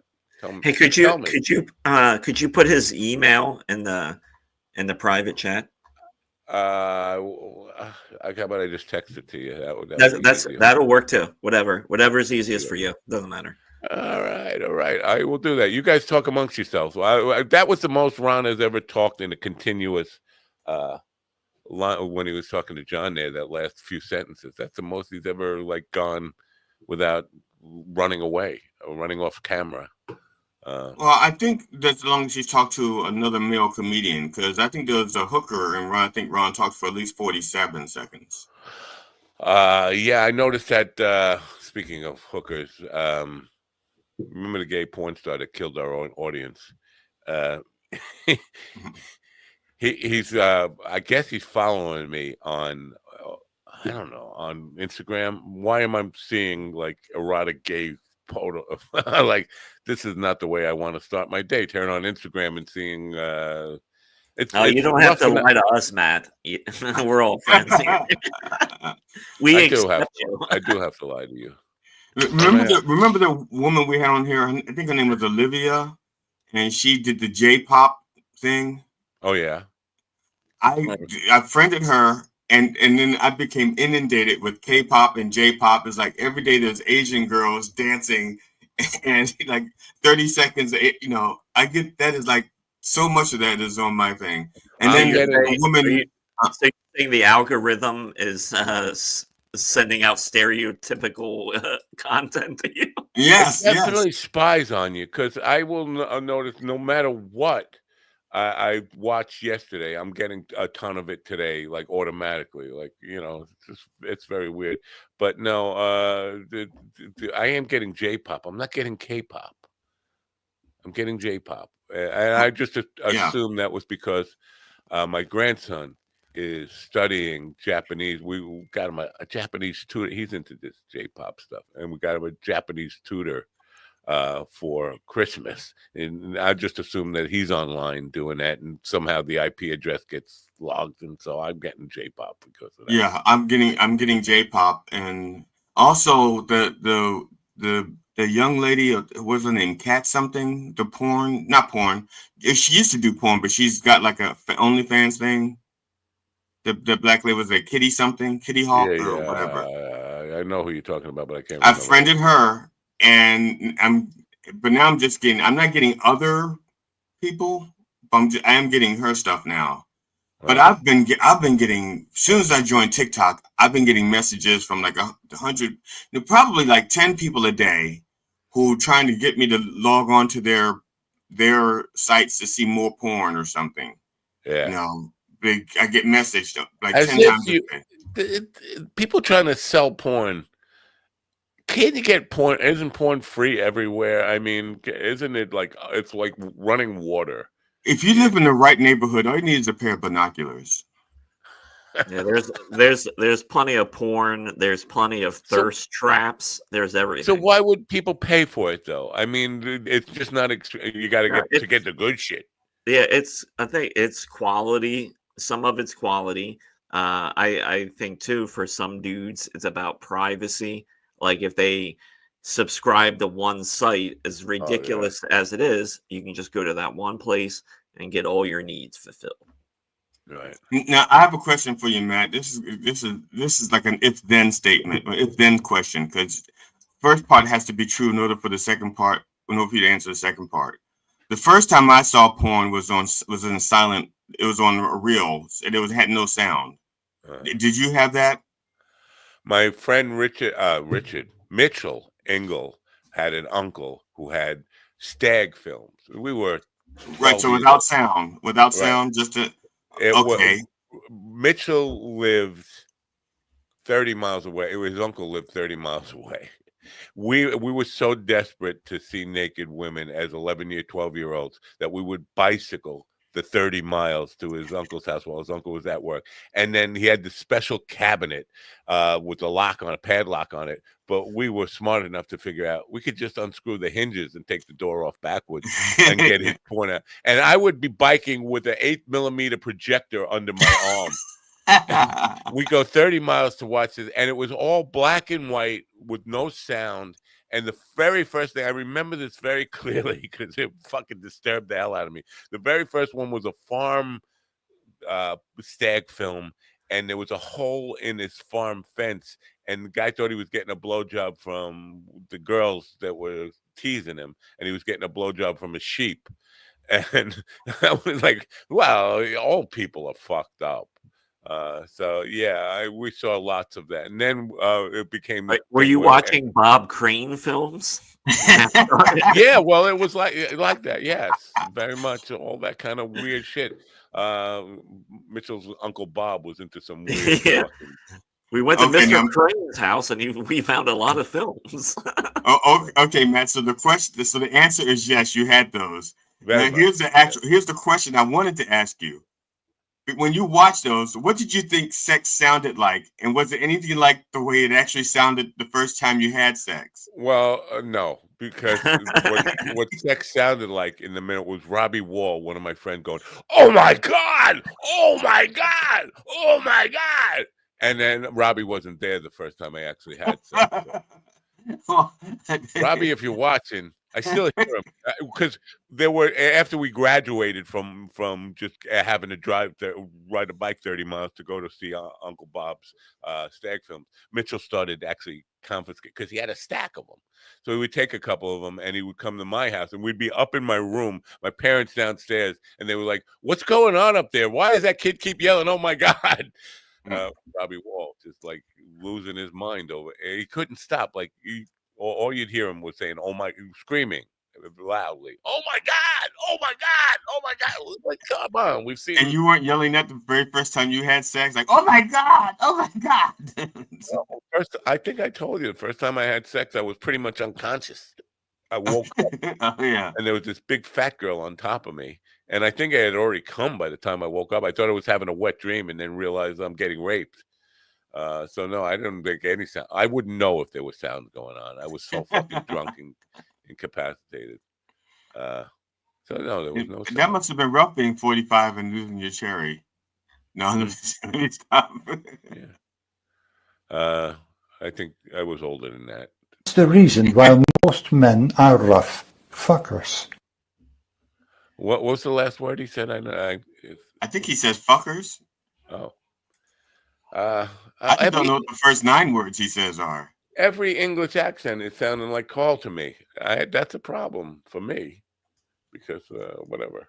It's a problem for Carl if he's ever in a voice lineup. Right. So the weekend is here, right? We made it to another weekend. The end of the world is near also. You guys this is a big weekend for you guys. You had fun. You got fun coming up or no fun? I got some fun. Like this weekend for me is open because of my wife's birthday. So that's for survival. Fun. Yeah. Is that fun or are you practicing your acting chops? I don't know. I don't mind hanging out with my wife. We get along. No, I didn't mean mind, but you got to act like it's fun. You got to really kind of. Well, I don't know. She's really never been like that, so I don't know. It's not bad. My wife doesn't like get into things like that. Like she's very bizarre. Like she loves action movies, but at the same time, she loves musicals. So. And I hate musicals. Yeah, and she likes wool hats. Are you getting her a nice wool hat for her birthday? Yeah. Yeah, I hate musicals as well, but I think I hate them for a different reason. Because if I go to see a musical, there'll be 1 or 2 songs I can't get the fuck out of my head, and now I might as well put me in pink tights and like ballerina shoes, and I should just walk down the city, Les Miserables songs. Yeah, like it's not even that. I mean, some of the music is god awful, but yeah, I don't like the idea of people just breaking out in the song. I get that. Believe me, it's like this is so far detached from reality. If somebody did that in reality, you would smack them first of all, and then you'd call 911 and say, "I think we have an escape." Or I'd look around and say, "Where's the goddamn music coming from?" Seriously, my stepdaughter and I would break out in the song in the supermarket. We'd be in a store, and we would just. I do that all the time. Yeah, we would break out in the song and dance, and like in the middle of an aisle, we would do it. This was when she was still young. Before anything I did was embarrassing in public. Back when she was younger, and no matter what I did in public, it was like, that is fun. Ron is laughing like, you remember your kids before they got embarrassed by you? Well, I think you've had to have noticed that how easily triggered I can be by just words that will make me say something that makes no sense in the moment. Like I will hear people say a line that reminds me of something from The Godfather, and just start blurting out the line from The Godfather, and people looking at me like, "What's wrong with this guy?" That in the supermarket, I heard somebody say, "Did you ever think about that?" And I went into Fredo. Take care of me. Take care of me. You were my younger brother. I got passed over. You ever think about that? You ever once think about that? And people are like, 911, call 911 quickly. He's not. I can almost relate to breaking out in a song like that, but I mostly break out in Godfather lines. Hey, at least we're always proving how hip we are, because we've had 2 Bob Crane references probably within 2 weeks. And I think we had a Milton Berle reference on when John was on, if I heard it correctly. We're really pulling in those young demographics. I didn't think he was old enough to be have a Milton Berle reference. He doesn't like. I mean, he's an X, right? Gen X. How the fuck do they know about Milton Berle? From our they have computers in YouTube. I know about Milton Berle and his comedy and his huge cock. His huge cock, and that's what I was going to say, because Howard Stern used to talk about his huge cock all the time. I think that's how that thing got back in popular culture thing. Milton Berle's cock. There should be a GD. Let's work on a song, an original song, not a parody, called Milton Berle's cock. Yeah, and Kevin Smith, like 10 years ago, was doing a bit about Liam Neeson's cock too. Liam Neeson's got a big cock. Yeah, apparently. And then if he says right in the movie, I have a particular set of skills. I don't know. You know me. I don't know. I wouldn't. What movie is that? No, that's just a Kevin Smith reference he started doing because there was a Hollywood rumor about Liam Neeson having this big cock. And he started doing a segment on his one podcast called Liam Neeson's Big Cock. You know, there's a guy on Twitter. His handle is Liam Neeson, like Nissan the car. Yeah. And people always, he's very left wing or very anti-Trump. I shouldn't say left wing. He's very anti-Trump. And the Trumpers, every day, there's at least 10, 15 Trumpers telling him, you should stick to acting, man. I'm never going to watch one of your movies again. And the guy is not him. It's Liam Neeson. And it's just like, it becomes comical how many people can't read or don't know the actual guy's name or whatever, because it's not even close to the actual. Well, I think it's comical that people are so like angry at celebrities, but not the fucking politicians, and they're lining up behind politicians like celebrities. It's like, these are the people that are fucking you, right? No matter what side you're on. And the last time I checked, I don't think Whoopi Goldberg held an office of power. So I don't know what she's doing. So, maybe she's drank enough baby blood. I don't know. Ron, how old were your kids when they started getting embarrassed about being seen with you in public? Gavin, can you answer that? How about what? My son Gavin, my youngest son, just walked by and he heard GD say that. So I asked Gavin that, and Gavin said it was the ripe old age of 10. What are they embarrassed about? Being seen with Ron in public. Oh. Yeah, just kids and parents, just that dynamic that they don't, they're embarrassed by you. So apparently it was the age of 10. It was the age of 10. My father was really beloved by a lot of all the kids in the neighborhood, the people everybody loved him. And I was always kind of like, why? Yeah. Yeah, it's like, you don't live with this bastard. You don't know what's most of my friends called my mother Mama Fenderson, and they loved my mother. And I'm like, you know, sheep boss. And I realized, well, first of all, she's never beaten him with like a plastic baseball bat or a switch or a twitch or a shoe or a belt, you know. And she also entertained them because she would beat me right in front of my company. Wherever the sin took place, wherever she got me, that's when she beat me. Didn't matter. If she saw me walking down the street and she realized, you know, that's what her first opportunity to punish me was, that's when she did it. I just watched this interview with Damon Wayans, and he talked about like his father would like just beat them. He's like, that was the way it was in our house. So it was like you didn't want to cross fucking dad, and like they had like all these rules in place. Like the kids had to be upstairs at 6 p.m. just out of dad's way. And then he told this story. He stole 15 cents one time from his dad. And he's like, you know, I'm a little kid. It's like, it's 15 cents. Why would anyone miss 15 cents? And he talked about how his dad, he's like, my dad shook me down like I owed him fucking money. And he's like, I tried to hide the coins in my pocket. He pulled them out of my pocket. And he said, this is my fucking nickel. Wow.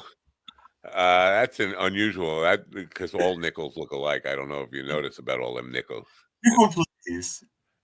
Am I saying it wrong? You need to L. Yeah. I don't know. But he also credits. He also like he basically said he's not saying his dad always did the right thing, but he's like looking back on it, he's kind of glad that his dad did do that stuff because it kind of gave him the drive and just to keep his fucking shit together. Yeah, my father. He never hit. I mean, he smacked me really hard once. I don't want to. I was stealing his booze. So I was because he had airline booze. Like a warehouse full of airline bottles. And I thought he'd never miss them. And I was taking him to 6th grade. I was taking him to school and we were getting kids drunk. And one of the kids got caught in the bathroom with it and they made him fess up who his dealer was. And he ratted me out. And then I got suspended for it. And I remember the day I got home, Dad was waiting for me at the front door. And that was the only time he really hit me. He wailed off and gave me a good backhand, but it was enough at 6 years old where it almost took my head off. I mentioned my father could throw a fucking whopper through a window. Yeah, my mom got me one time. This is like I was 15, 16 or something, and I skipped school, and I didn't know it was like a half day or something that day, and then my mom just let me fall into that trap. She's like, "Oh, what you do today?" And when I was 9, here we go. I'm on the psychiatrist cast. When I was 9, my father got arrested. I was watching the whole thing. He was a coach for my brother's baseball team, Little League baseball team. My brother was older than me, my ex-brother. Your late brother, yeah. Right. But so my father was the manager of his team, and this is like it's a Hollywood kind of scripted thing when I tell the story, but it's absolutely true. The 9 kids showed up for the game, so they just had enough to field the team. And this kid, Richie Marino, was pitching a perfect game on my brother's team. And they were the game was tied 0-0, like getting to the last inning. And this kid, Rudy Crawford, who was really fast, happened to be a black kid, sliding into second base, broke his arm sliding into because the fucking fields were hard dirt. You're not supposed to. No. He broke his arm sliding into second base, and the manager of the other team said, "Hey, the nigga broke his arm. We got to forfeit. The nigga broke his arm. We got to forfeit." And my father fucking got lit up. He took a baseball bat and put it against the guy's throat and had him up against the cage. And the guy was dying. And his own team was like, "Go, Mr. Napo, go, kill him, kill him." Yeah. And somebody called the cops, and the cops came and took my father away. And my mother thought that would be traumatic for me. She was trying to hide it from me. And I was like, I want to see Dad kill this guy. But I want to see how it's done. Yeah, exactly. But then there was this kind of like fear thing about him because that was the first time we seen him like go green, like the Hulk, like fucking just lose it and want to kill somebody. And it was like a lore throughout the town. Like, you don't want to fucking set that guy off. Yeah, Matt's dad definitely did take the other eye. Yeah. And they end up losing the game by forfeit because they had to have an ambulance come and take this kid away. And now this guy lost his perfect game because it was just like, wow, what a fucking... That's a Hollywood script right there, which should be, or at least an inclusion in some script. Well, now you couldn't say, you'd have to say that the Newport broke his arm. The Newport broke his arm. You couldn't. Yeah. Well, I would keep it real. The guy was definitely yelling the right word. Remember the movie Bad News Bears, the one with Walter Matthau in it? Yeah. Not the first one, not the second one with Greg Kinnear. Yeah. The things that kid would say, that the kid let every racial epithet fly, and that movie just went like it was like a rated G movie, wasn't it? Bad News Bears. Was that Tatum O'Neal? No. I think Tatum O'Neal she was the one saying the words. PG in the 70s and 80s is very, very lax. Like because there's nudity in PG movies, and there's like GD was saying, plenty of racial slurs to go around. Yeah, I mean, Bad News Bears. I mean, I watched it on because I don't think I've ever seen the whole thing, but I was like doing like a little bit of channel surfing, and I saw like a clip, and I went, I think that's Bad News Bears. And then the little kid says the word, and they didn't bleep it out. You know how usually on television they bleep out and I went, they didn't bleep that out. I remember so many other words. The first time when we with Laura, and we were like visiting my grandmother, and like one of the first times and stuff, like she was down there with me. Like my grandmother just says it with a hard R in a normal like just normal conversation. Like if we were just sitting here, be like, "Hey, GD, can you believe me?" And she said it. She just did it so calm, and Laura was like, "Oh my God, what is going on here?" It's like, "Don't worry, this is just the tip of the iceberg." Now, was your family? I mean, because being racist, were they accepting of Laura to begin with? I mean, could they, I don't. It's so weird with them. It's it's just so weird because like they love saying racist shit, and they're always upset about black people. But then again, they live in the Baltimore area, so. Right. It doesn't. I mean, are you just living there because you want to be close so you can enjoy your racism more? Like, it's not the same without the black people around. Hate is a drug, and it's addictive. You got to keep things, fresh. You got to keep a fresh flow. It's like the old saying goes: keep your enemies close and the things you hate closer. Right. Yeah. Yes. Yeah.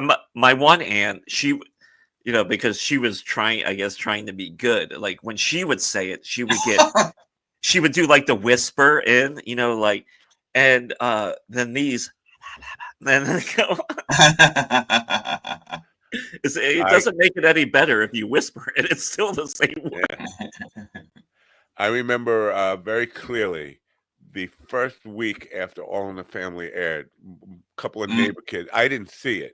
And a couple of neighbor kids were saying, "Oh, my father was watching this great show. The guy was saying nigger, spit, whatever," and they loved it. He was a hero. Like I couldn't believe it. He was saying it on TV. And then the next week, I did watch it, and he said Dago and WAP, and then they were all like, "Wait a minute, that's too far." It's too far. Cross the line now. They must have loved it when they called Meathead that Polak Meathead. Yeah, we didn't even know what that meant in my neighborhood until later on. Until we did get an influx of Polish immigrants, the town became a very Polish town. It is a Polish town now. Well, I remember when I first seen the movie Casino years and years ago. That was the first time I've ever heard sand put in front of the word. Wow. Oh no, I used to hear that all the time.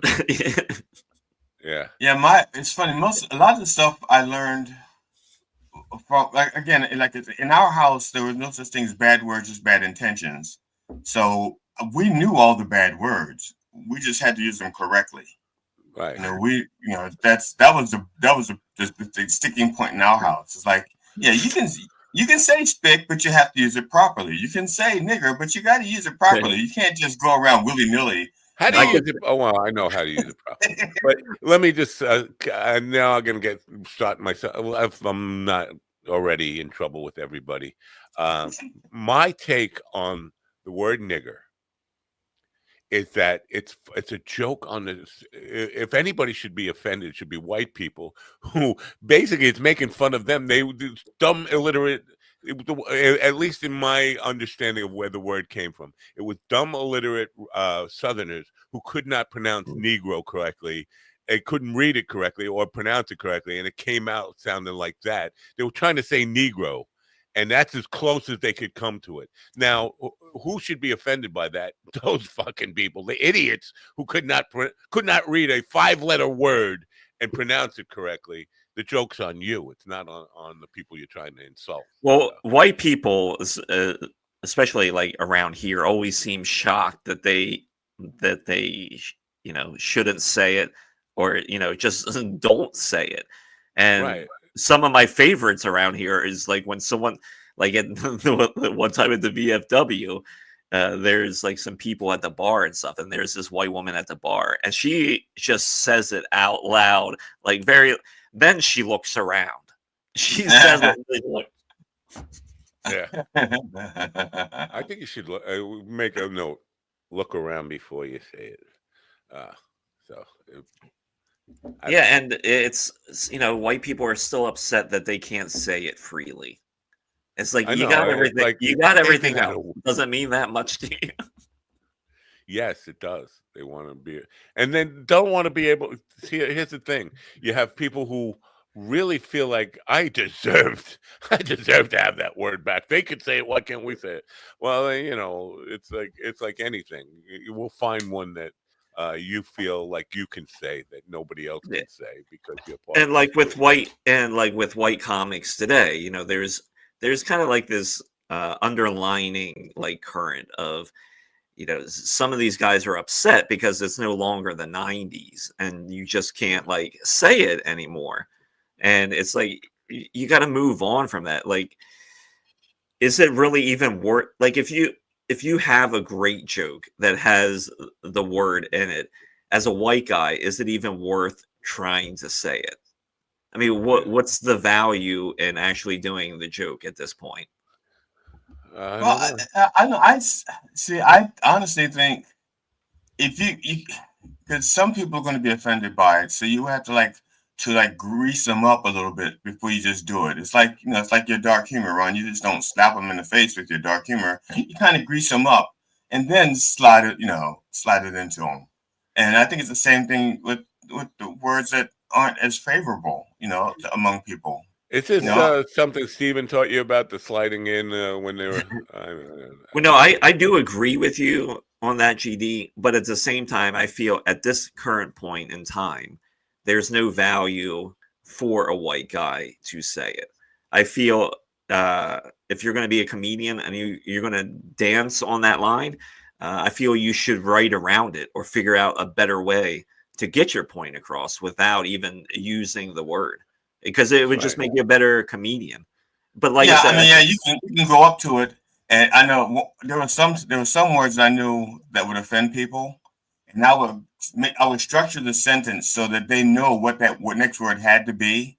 It's like we know what that word's got to be, and I wouldn't say it. I would come up to it, and I would pause, and I would let people know, okay, I know what you're thinking, and that's not what I was going to say, and I would say something else and say, don't you feel awful for thinking that? When that's not even what I was thinking. So I would leave them so that their mind says, okay, that word is what he's going to say next. There's no other word that fits there. And then you don't say it. You let them say it in their heads. Right. Yeah. Yeah. It's just, but I think we were talking, GD and I were talking about this last week. The word monkey has been used far more offensive. Like most of the racists I know, the hardcore, like they've used that word more than the word that's banned. Right. Well, why isn't monkey banned? Because it's far more offensive. To me, I don't know, to be called a monkey than to be called. And not only that, monkey became, like I said, we're talking about it in cartoons. When they wouldn't use black people in the cartoons, they would use monkeys and crows. Yeah. And pop culture is full of that kind of stuff. Heckle and Jekyll, the crows. Yeah. Oh yeah, and like the old like timey blackface with the big red lip. There was a restaurant in Harrisburg for the longest time that had a mural on the side of the building that was just like that. It was like very old timey, like classic 1934 like black people drawing it, like big right. like every stereotype you want, like check the box. And that was on that building probably for close to 30 years. And probably about like 5 years ago, they finally sandblasted it and painted it over it. You know, the original, at least the Crows had the best line that screwed everyone. Still offensive. Heckle and Jekyll we're talking about. It's so fucking bizarre because Amos and Andy, the old radio show, was two guys overdoing the step and fetch it type of stuff, and people thought that those were two black comedians on the radio, like that was we're making progress. The black man no, they were two white dudes, but they just most of America, though, they were listening to two black guys talk, and that's how they talk. Hey, brother, yes, man, that kind of. Well, in the 80s, that's how like black guys were portrayed all the time, is basic like animals, essentially. Like, you know, if something bad was going to happen in a movie in the 80s, it was usually perpetrated by a black guy or something like that. Right. Like, this is going to set off this chain of events. Last week or 2 weeks ago when I was on Tom Meyer's show, the Friday that we didn't do a show, I was on Tom Meyer's show that Friday morning. And one of the things we talked about was when I was interviewing Tommy Chong, we got to watch Basketball Jones, the video of Basketball Jones together, because he had not seen it. You know, I mean, he was in on the production, but he'd never seen the clip. He never felt like he needed to watch it. And so we were talking about that. And then some of the people in the chat room was like, does he know how offensive it was and how racist it was? And I said, it had a lot of stereotypical tropes in there, but the whole point of the thing was that everybody in the end got together and sang together. You know, Chris Schenkel don't sing nothing. What now? Chris Schenkel don't sing nothing. Everybody got together except they didn't want Chris Schenkel to sing. Chris Schenkel with the Wide World of Sports MC or whatever. And I remember very clearly Cheat saying, "Everybody sing along. Chris Schenkel don't sing nothing." Now I've got to watch it because I don't remember that. Yeah, Chris now Schenkel I got to watch it. Yeah. Why couldn't he sing? He was just like Carl Sagan. Chris Schenkel was very much like that. Can picture Carl Sagan trying to sing along. Okay. What? So it's just his voice. It wasn't because he was a dick. Yeah, it was a bit of a dick, Chris Schenkel. and I feel like comedy, in a way, like part of it wants to swing back that way, because there's comics that wanted to swing back that way, but it's like when Shane Gillis was just on SNL, and he starts that bit about like you ever asked your woman if she's ever been like with a black guy or something, and it's like when he started into that, is like, is this like the early 90s? Is this the early 90s, late 80s?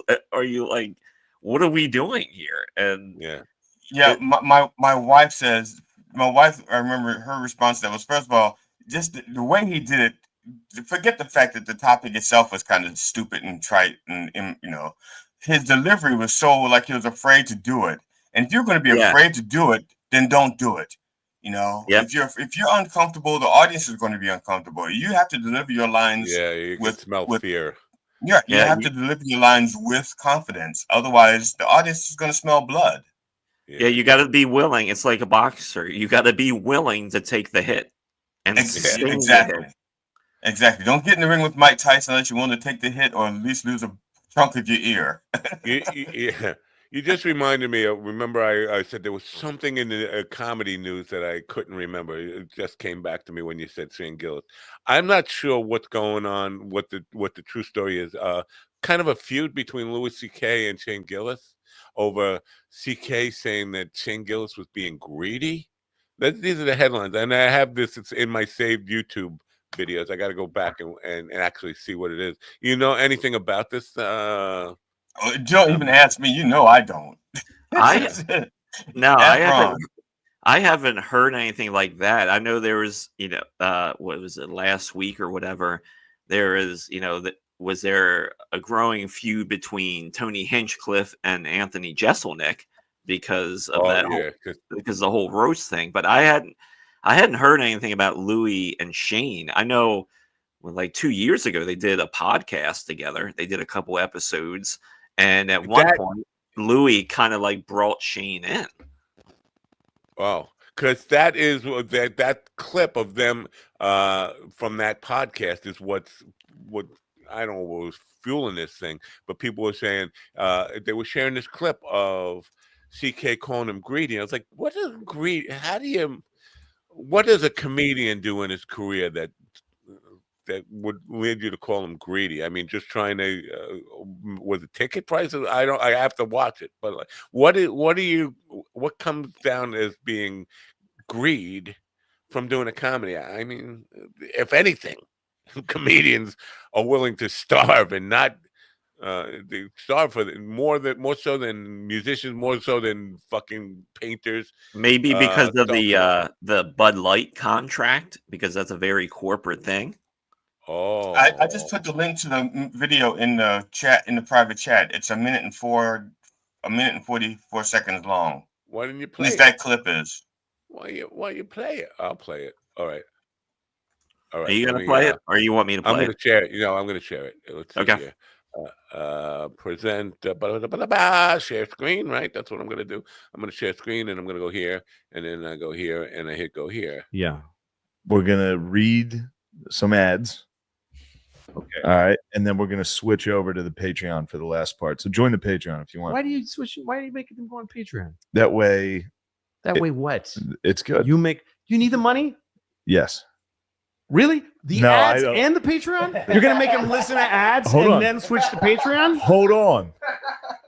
This is like when I watch a fucking fight on DAZN, which I pay for, and there's a fucking ad between the rounds. Hold on. Is it subscription or is it fucking ads? Shit, there's 3 ads. Hold on. But you don't have to put this on Patreon.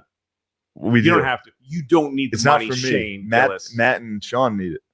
Matt's got a family. How much do you get for Patreon? How much really? I'll tell you. You tell me. How much now? do you think you'll make on this on Patreon? If 1,000 people join, the Patreon, it's $5 a month. It's $5,000 a month, and then you Times think they 12. just stay there. And then they like it. But you think 1,000 people will join your Patreon? 5,000 new people because of this? I wish you would stop this. No, you said guys, 1,000 people for 5. I will support the greatest history podcast. $5,000 a month guys, to keep this content free. This could be the greatest history podcast of all time, and thank Christ, it's brought to you by Manscaped. Holy what shit. are you betting on, Sean? All right, enough of that. Let's get I'm all right with that. I'm all right with Louis taking him to task like that. Me too. I think he's absolutely right. If you are charging, see, Patreon should, if you're paying for it, you should not have to deal with commercials and all that stuff. I used to try to do the Patreon stuff. I got like 5 subscribers, so I ended it. But if I were going to do a pay model, then I would have no commercials ever. It turns out that the 5 people pay more than a fucking sponsor do. One of the best things I like about Louis is that how he has like taken over his shit. Like back in the day when they were filming that show and he started that show, like back in he bought a camera. He went out and bought like a super nice camera because he's like, I'm going to invest in this so I can make the show myself. So I don't need to fucking pay all these other people and put and that's worked out good for him because he sells his tickets through his website. Now it helps that he's, the level that he's at, but it's a really good representation how, like, if you're a comic and we're all independent contractors, and to build your model where everybody has to come to you, I think that's fantastic. So do I. I would just say that the people who suckered me into this kind of thing painted it as a feud. Doesn't seem like a feud. It seemed like Shane Gillis was taking it on the chin and accepting it, but still going along. I'm not backing off. I'm still going to read the sponsor's part, but he was laughing through the thing. It wasn't like a feud. They're not like angry. No, and I agree with Louis that it does make sense. Like when you just want to watch a podcast, then you have like, oh, come join our Patreon, come join this, come join that. It does. I keep saying come, and it's getting me excited. But yeah, you see that with so many podcasts. Like, go to this sponsor, go to our Patreon, join this, subscribe to death. I'm surprised none of you, even Steven here this morning when he was here before he went to go diddle kids, didn't comment on my face. My face is hairless, except for this. You didn't even notice. Yeah, I could come in here with a bag on my head and you wouldn't even notice anything different. Well, to be honest, I noticed when you were growing the stubble, I just assumed that you were major paintbrushes. Well, Matt, I mean, GD just told you. It's like we took off last Friday. He's like, when we took off last Friday, I decided to just step over your corpse, even though it's not even cold yet, and go on this other podcast. No, I know. Yeah, no, he had planned on stepping over my corpse even before I said we weren't going to do a show. This is where it gets a little offensive to me. GD saying, fuck coffee with the dog. I'm going to go on Tom Myers. No, I like Tom Myers. What happened? Was that funny?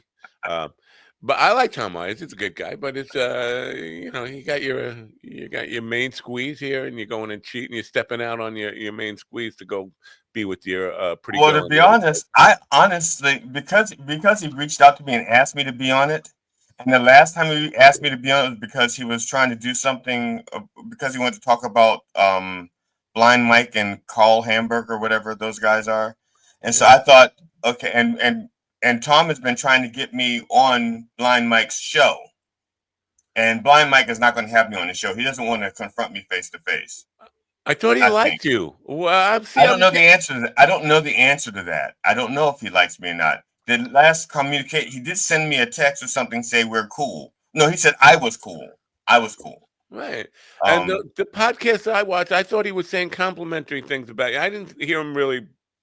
The only person I heard him say anything bad about associated with this show was the former pedophile joke thief who is now going selling phones. Well, they did spend a good deal of time bashing. They spent like a little over 2 hours bashing me and my material, and not just on here, but my actual stand-up routine. Yeah, but not the episode I saw. There must be a different episode where he right. Yeah. They did. My first comedy 90-minute show.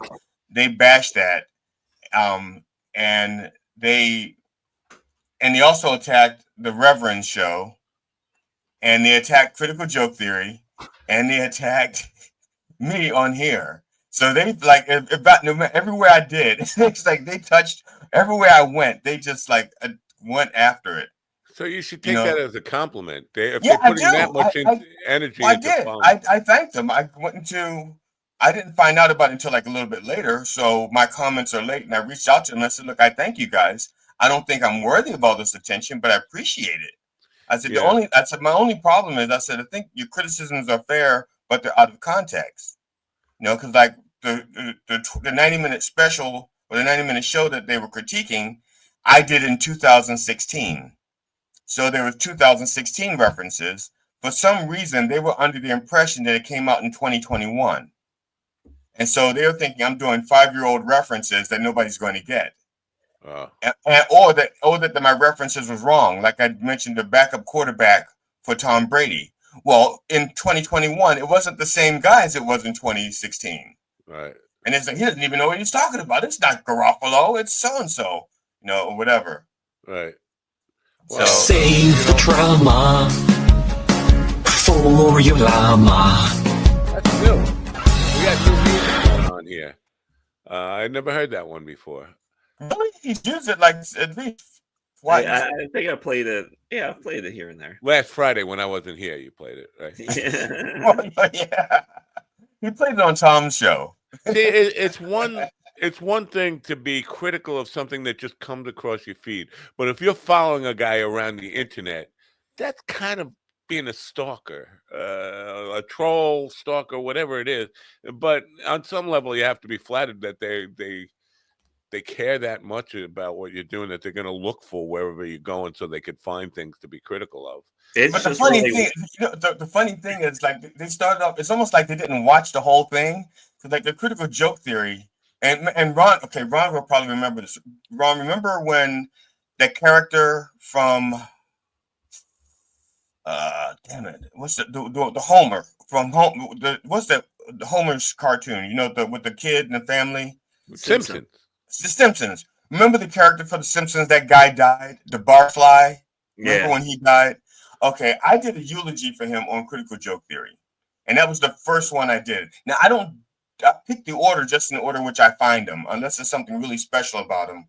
Then I'll make it. Otherwise, like, that was the first death that I found out about that week, so that was the first one, and I did it like he was a real person, And I did it, and I had a thing with that one of Mo's last lines. I had like Mo saying something. Of course, I wrote the lines and I did it in Mo's voice.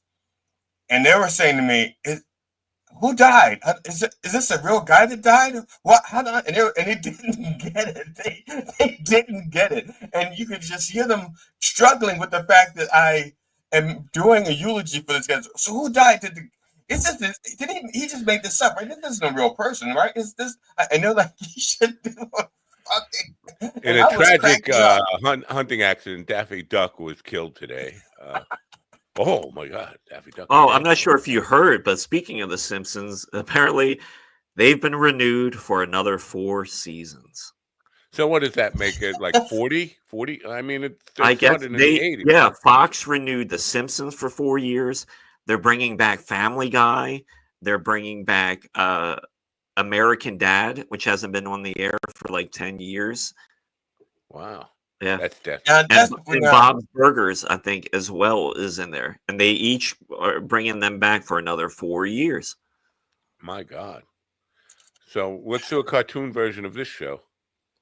There was a software. Now, one guy tried to sell me on the software, and he was on the program that actually does cartooning in real time.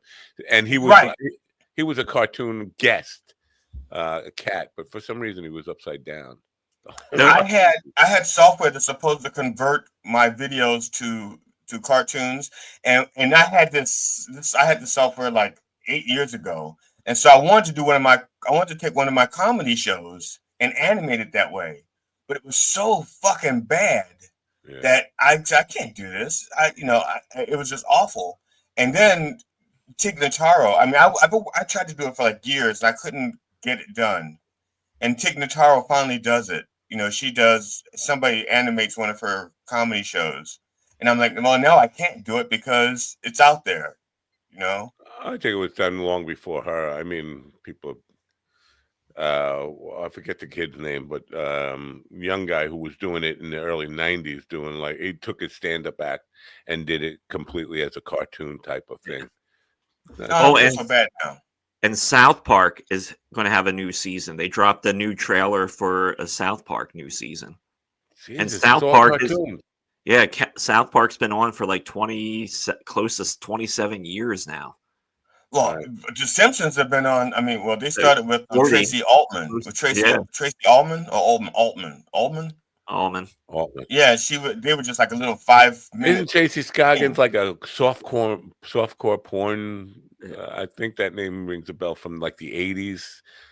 No. The one thing about South Park, though, you got to give them credit for is the way they turn their shows and just how relevant they are too when they drop them.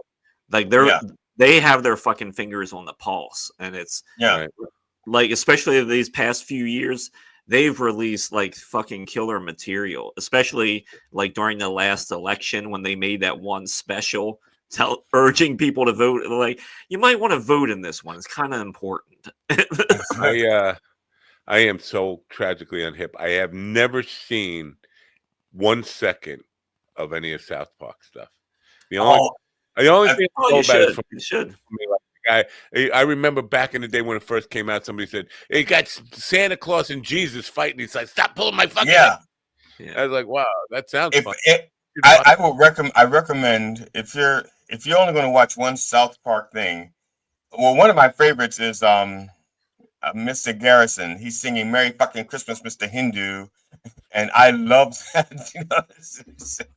I love that. So I listen to that pretty much every year. Have you watched? I think it came out last year or the year before, but they did a South Park live concert. Have you checked that out? Oh my god, check! It is so fucking good. They do all the music from the shows and movies over the years. Primus is on stage with them. It's fucking so good. Check it out. What's it called again? South Park Live. I think it might have been like the 25th anniversary at Red Rocks. Damn. Once again, we are being reminded why I should just lay down in a ditch and have people just throw dirt on me. Also, folks, just the other day, the new trailer for the Naked Gun reboot with Liam Neeson released, and I gotta say, it looks funny. Who's doing the O.J. Simpson part? Did they get O.J. Simpson? No. I don't want to ruin it. Watch the teaser trailer they put out, and they just watch it. I don't want to ruin the. Jessica Simpson is doing the O.J. Simpson part. We have had 4 Liam Neeson references on this program. I think that's a record. We'll have to go to the record books and look it up. GD, question for you. Because I haven't tuned in God knows how long. Are you still doing the Monday night Barry Katz thing? Yes, I am. Well, it's not. I don't do it every Monday night. I probably about once a month. Usually, if he sends me an invite for something, I'll be there for that. Is he aware of your friendship, your thing with Alan Katz? His cousin, Alan Katz. Not yet. Not yet. They will be aware of it once. Because I'm still editing the episode, and once it's ready, I will post it on there saying I just interviewed Alan Katz, and here's a link to. Interesting, because I know he's had a negative attitude. Barry Katz, I'm talking about, has had a bit of a negative attitude towards you. I'm wondering if that's going to change his opinion. Seeing because Alan Katz, I was going to mention that to you. As a matter of fact, I tried to mention it to you in the last show, and you cut me off, and I said, well, maybe I shouldn't have mentioned it, but because I was trying to have a little talk. We'll talk about it off air because I don't want to talk about it on air. Really? I put in the trailer for Naked Gun in a private chat and the link for the South Park concert in the chat. So they're both there. Which is which? The top one is the Naked Gun thing? Yep. Yeah. Yep, Naked Gun. So you want to play? You want to take a look at it here now and see if we get a copy? I don't think we'll get a copyright strike as long as we comment on it. All right. All right. Well, then let me load it up first. I didn't want to play it because because you cost us enough money, Ron. No. Let me see here now. Present share screen and the YouTube of the boob of the boob, and the tube of the boobs, and the U of the tubes. Now I can just go like this, right? Go! Multiple SWAT units responding to hostage. I am excited for this now. Yeah, I will leave the house for this. Doesn't feel like a comedy so far. Little girl, stop. It's like Wendy Adams. Little one. your ass. That's the sound of the police. That's the sound of the beast. That's the sound of the police. That's the sound of the beast. Who are you? Frank Drebin, Police Squad. The new version. That's the sound of the Hi, Daddy. It's me, Frank Jr. Love you. Hey, Dad. Boy, do I miss you. sound of the police.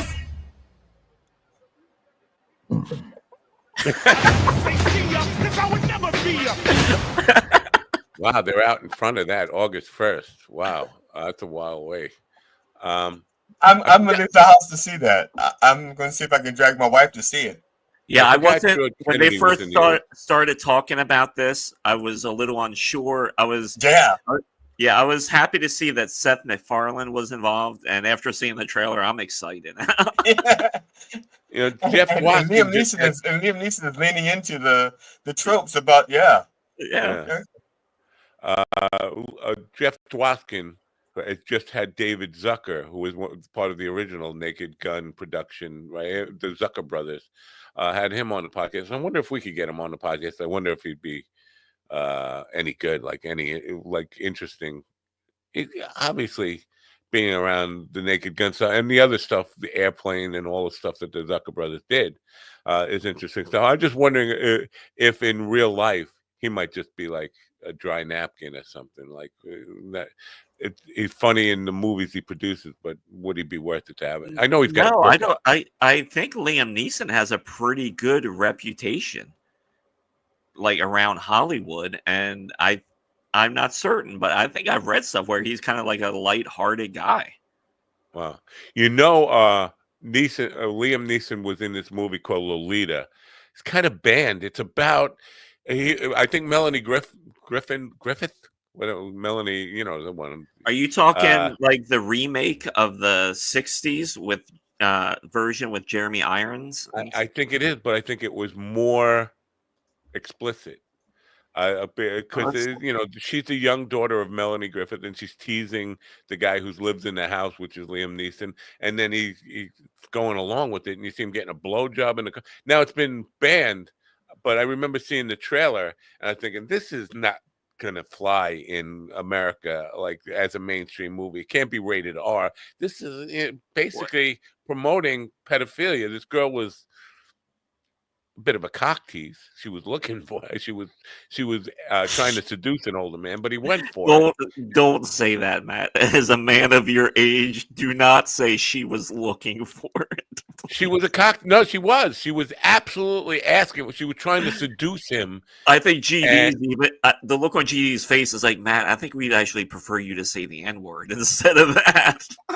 No, there's no doubt about it. She was asking for it. She was asking for it. She actually came out and literally asked for it. Do you want to have sex with me? It's in the trailer. She asked for it.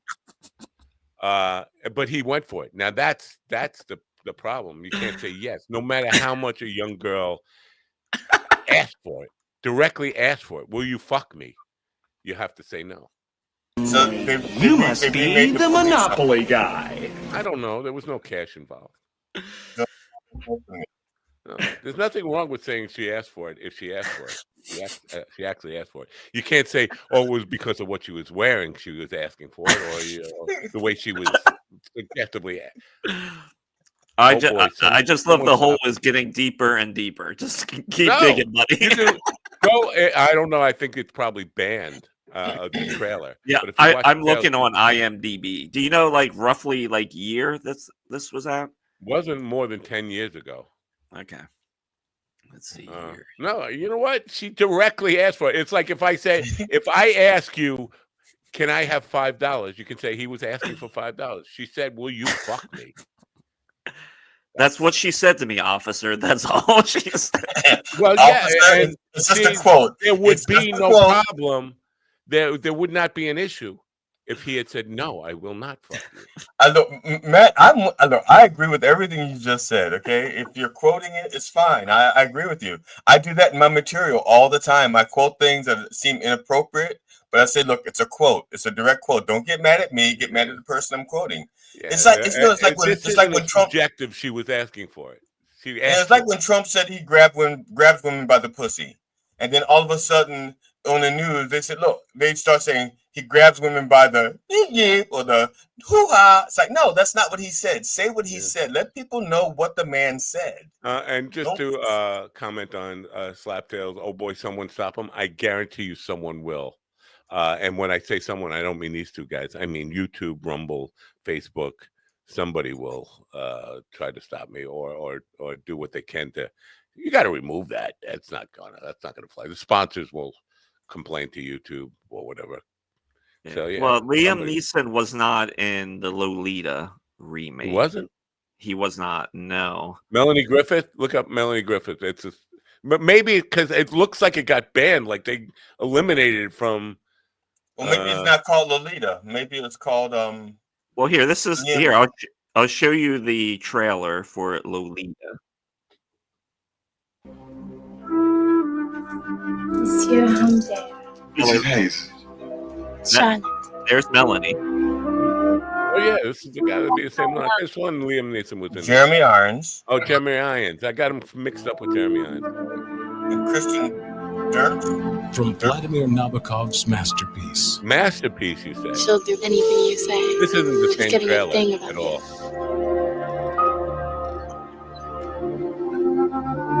And from director Adrian Lyne. So these guys got to be out of Who's the little lassie? It's my daughter. You lie. She's not. What? It's funny. I You don't said July was remember hot. Jeremy Irons. I remember that guy there. The other guy. There's a story of love. Consuming.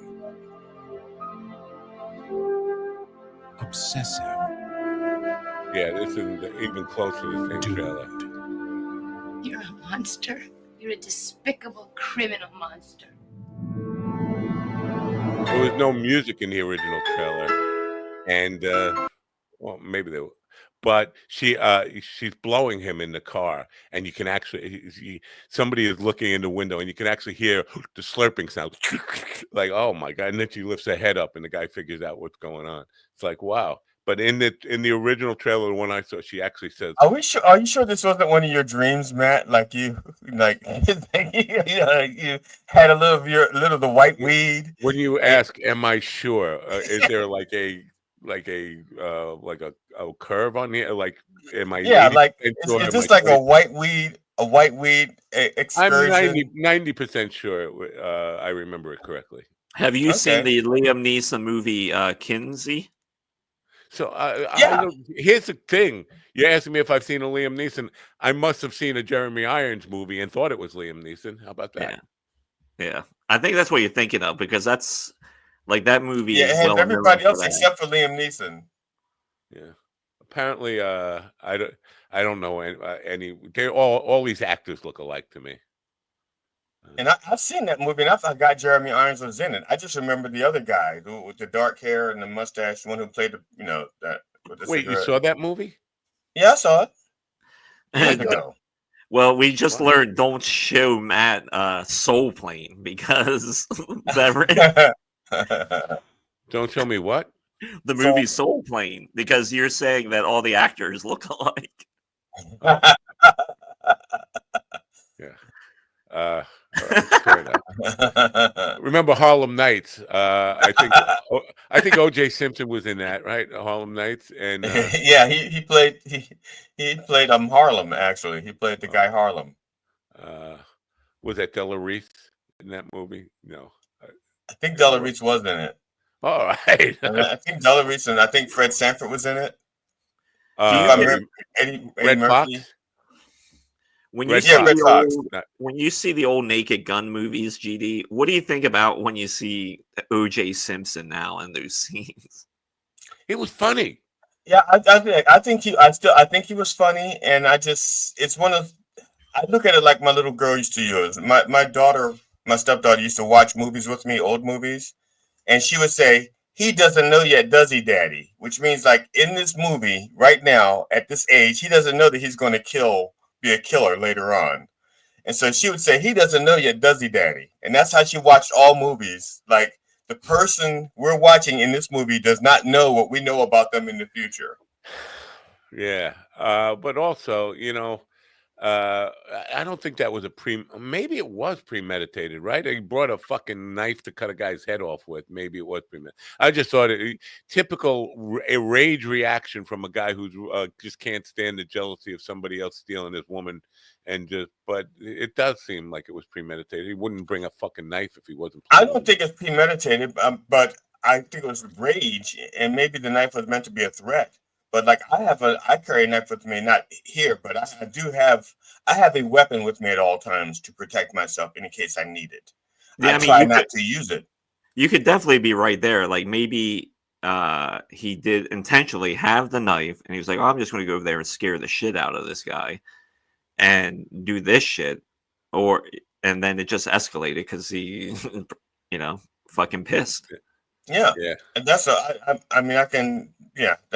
was my theory from the very beginning, that he went over there with the intention of intimidating, and his temper just got the better of him. Or somebody tried to say calm. Someone said the one thing you don't say to someone who's very angry with a knife: calm down. Don't tell me to calm down. I'll calm the fuck down after you're dead. Yeah, and he calm down. And he may have not had, and it doesn't appear like he had anyone in his life to be like, all right, take this down a notch or two, OJ. And yeah, was his name AJ Collins? AJ Collins wasn't there to say, hey, look, don't do it, man. He did have a history of domestic abuse, right? The cops have been called on several times for beating there.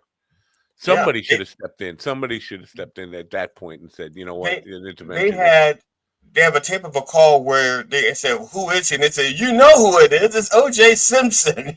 She said, you've been here before.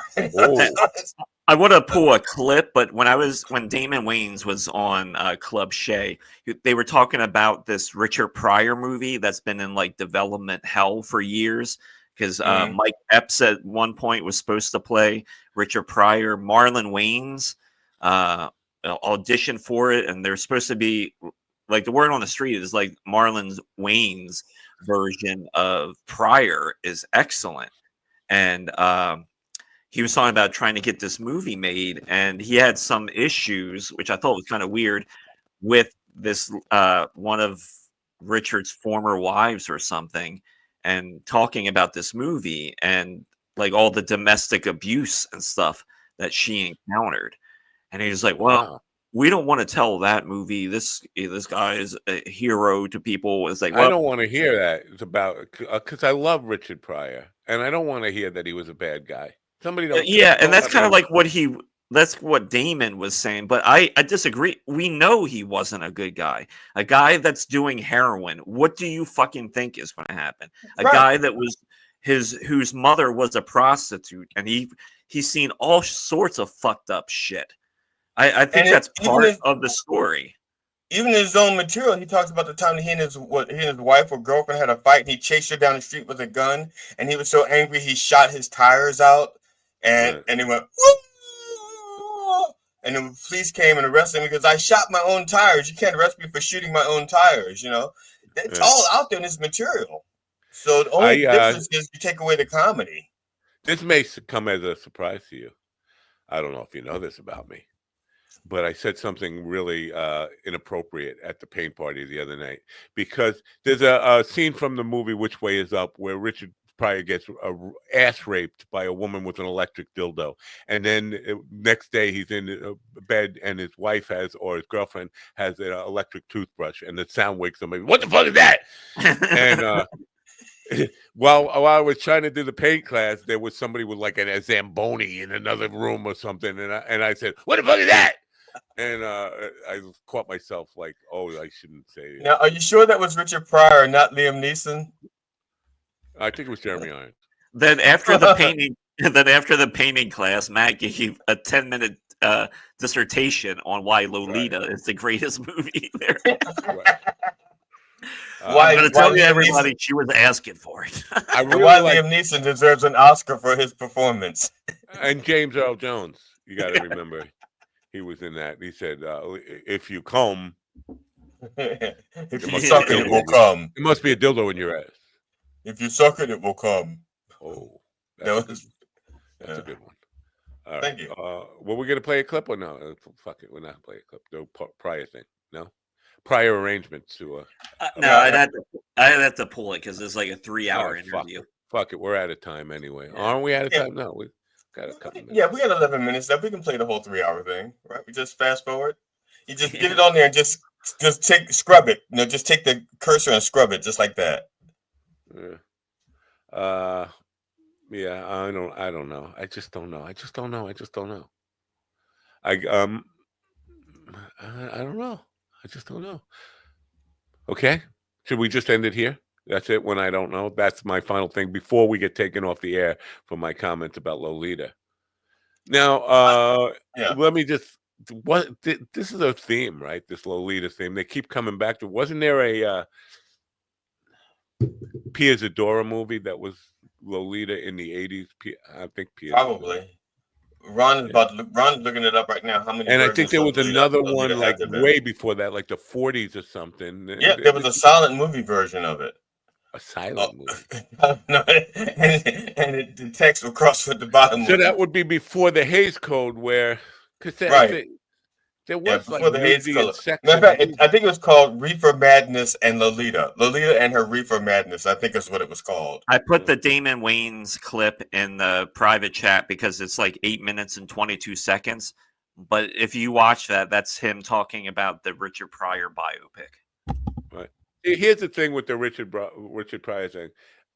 If it comes off as too much of an impression, then it doesn't feel like I don't know. I lose my suspension of disbelief to actually follow the movie story because all I'm doing is looking at the impression and thinking it's like you might as well be doing this on like a imposters, the impressionist kind of thing.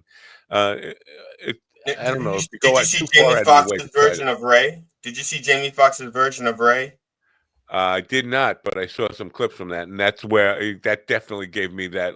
It feels like a 2-hour long impression, right? Rather than a portrayal, an acting portrayal. Or am I wrong? You disagree with that?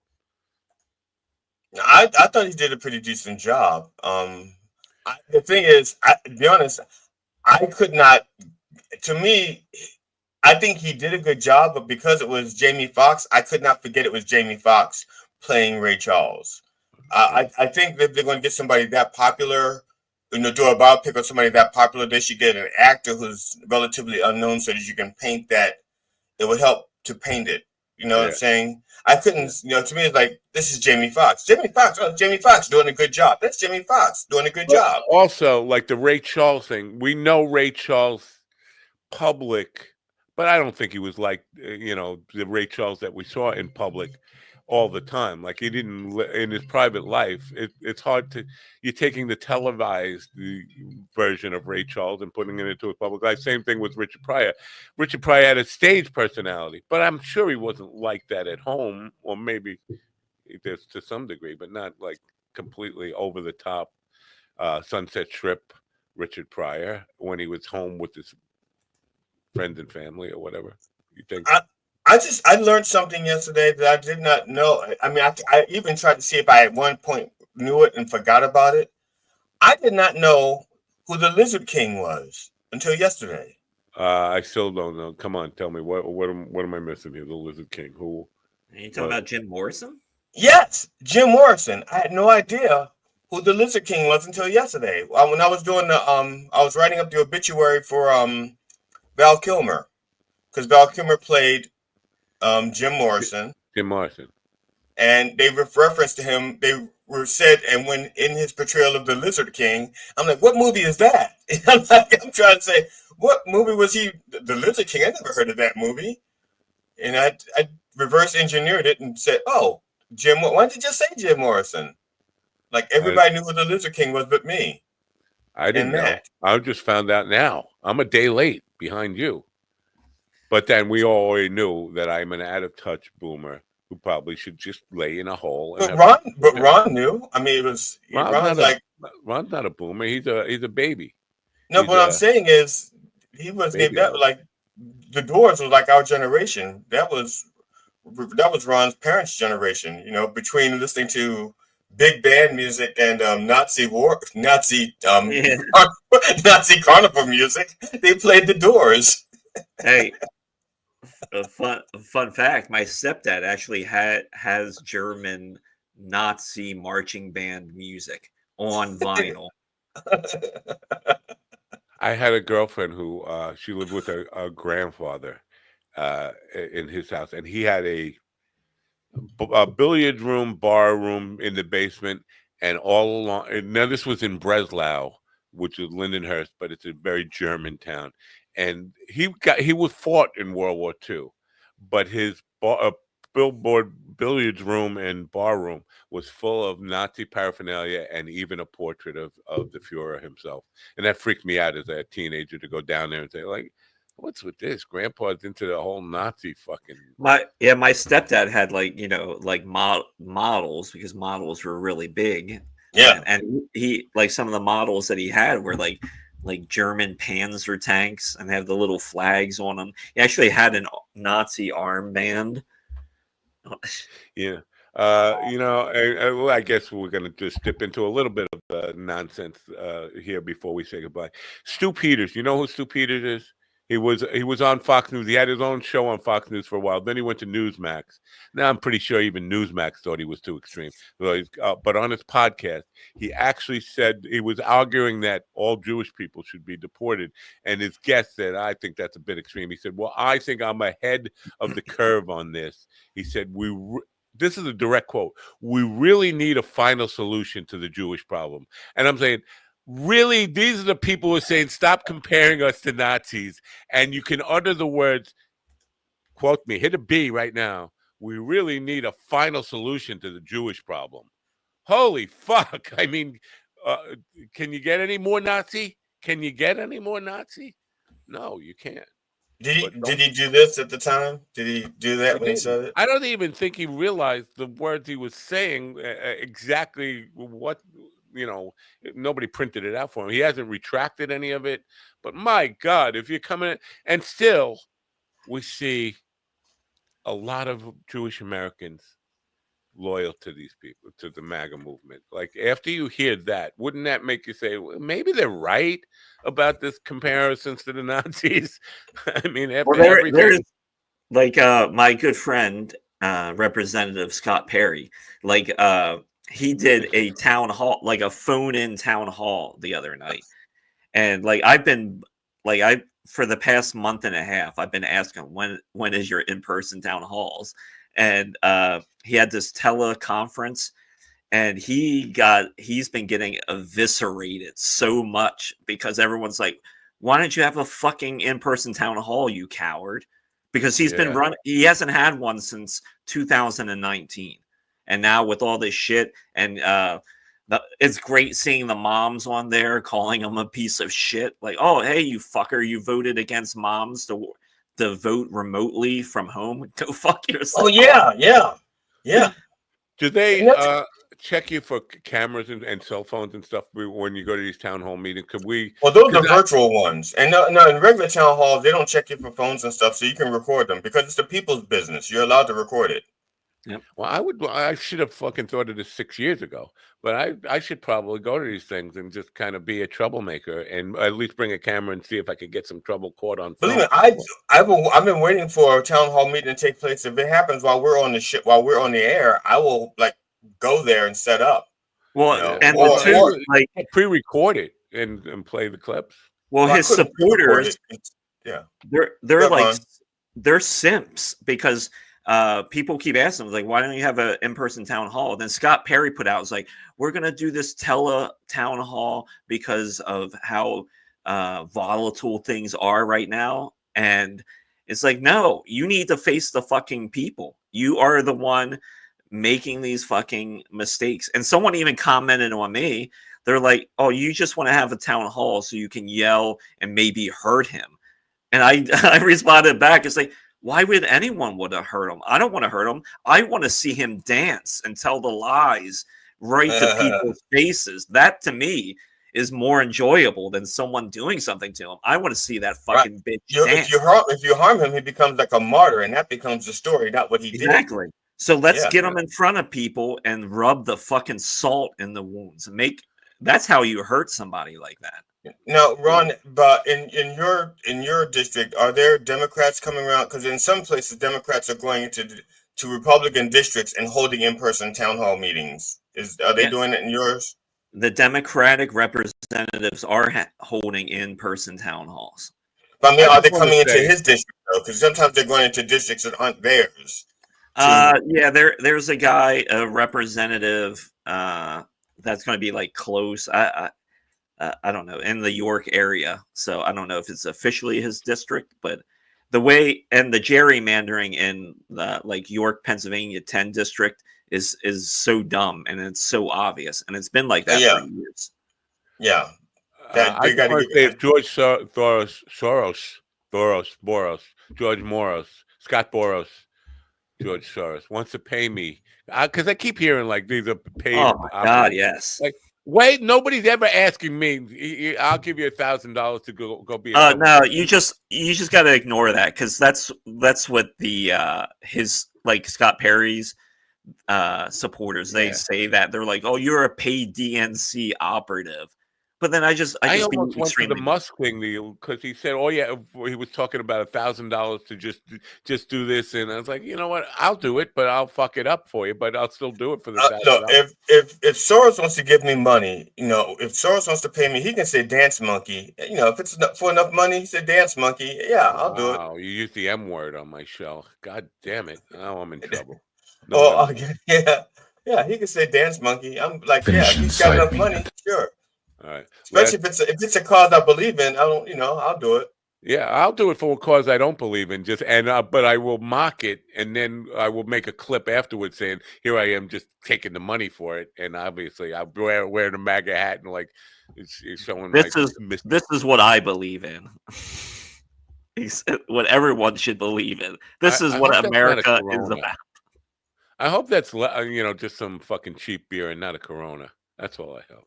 It's on the curb. It didn't go up there. It doesn't matter. It's on the curb. You don't waste a good beer. That's what I'm saying. It had a lid on it. It had a lid on it. It's in the curb. Or it's a urine sample. I mean, sorry, Corona. But speaking of, and we have to wrap this up. We are way over time, and God knows the network can't put up with us going over time like one more time. But Tuesday morning, I can't do the show. I don't even know who's scheduled. But if you want to host it, that's fine. If not, I'll just cancel it or play a rerun. Here's the deal: I'm getting paid $450 to do a Zoom call private jury thing.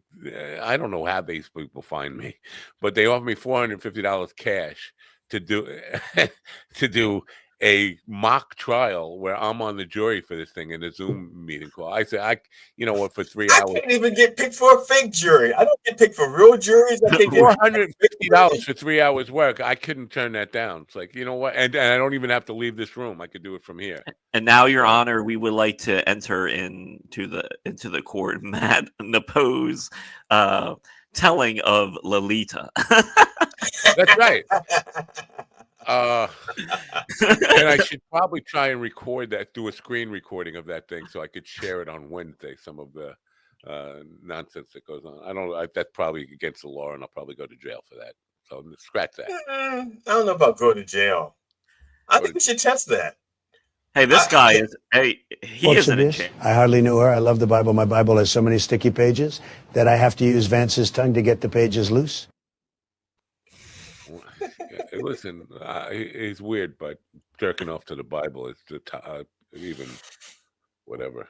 Nah, he didn't say jerking off to the Bible, but how else would they get sticky? He's dropping bubble gum in it? What? That's what it is. Well, he's a Diet Coke guy, so it could be from the Diet Coke and gravy, KFC, and it could be KFC gravy and Diet Coke. All right, it's a weekend. I'm not going to tell you who's going to be here Monday. I can tell you I'm not sure if Steven's going to be doing his little Beyond Classified on Monday because he still hasn't created a bucket for it. He's a bit of a slacker, this Steven. Well, the Reverend is doing his show on Sunday unless he dies. Well, the Reverend is dependable. The Rev does his thing, and you can count on him like you can count on the seasons changing and the sun rising. The Steven character, He's a little bit unpredictable. He's a little bit, maybe like a kid will be walking by and they'll just say, "Screw the show, I got to diddle Squirrel." But instead of squirrel, it's girl. So thanks to John, the Beaver Man, not the Beaver Man, the Beaver Man from Slaptail Squad, slaptailnation.com. Go check him out. And he might want to distance himself from the program due to my Lolita comments. But who did say watch the first hour? Right. Just say watch the 10-15. You guys have yourself a great weekend. I'm going to try. I'll try my best. And until then, don't forget to turn on your system.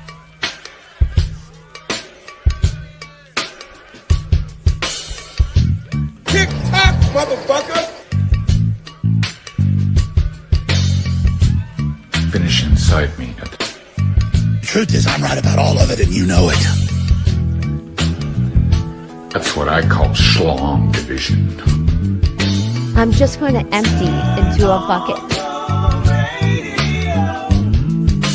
If I'm not vaping, I'm raving.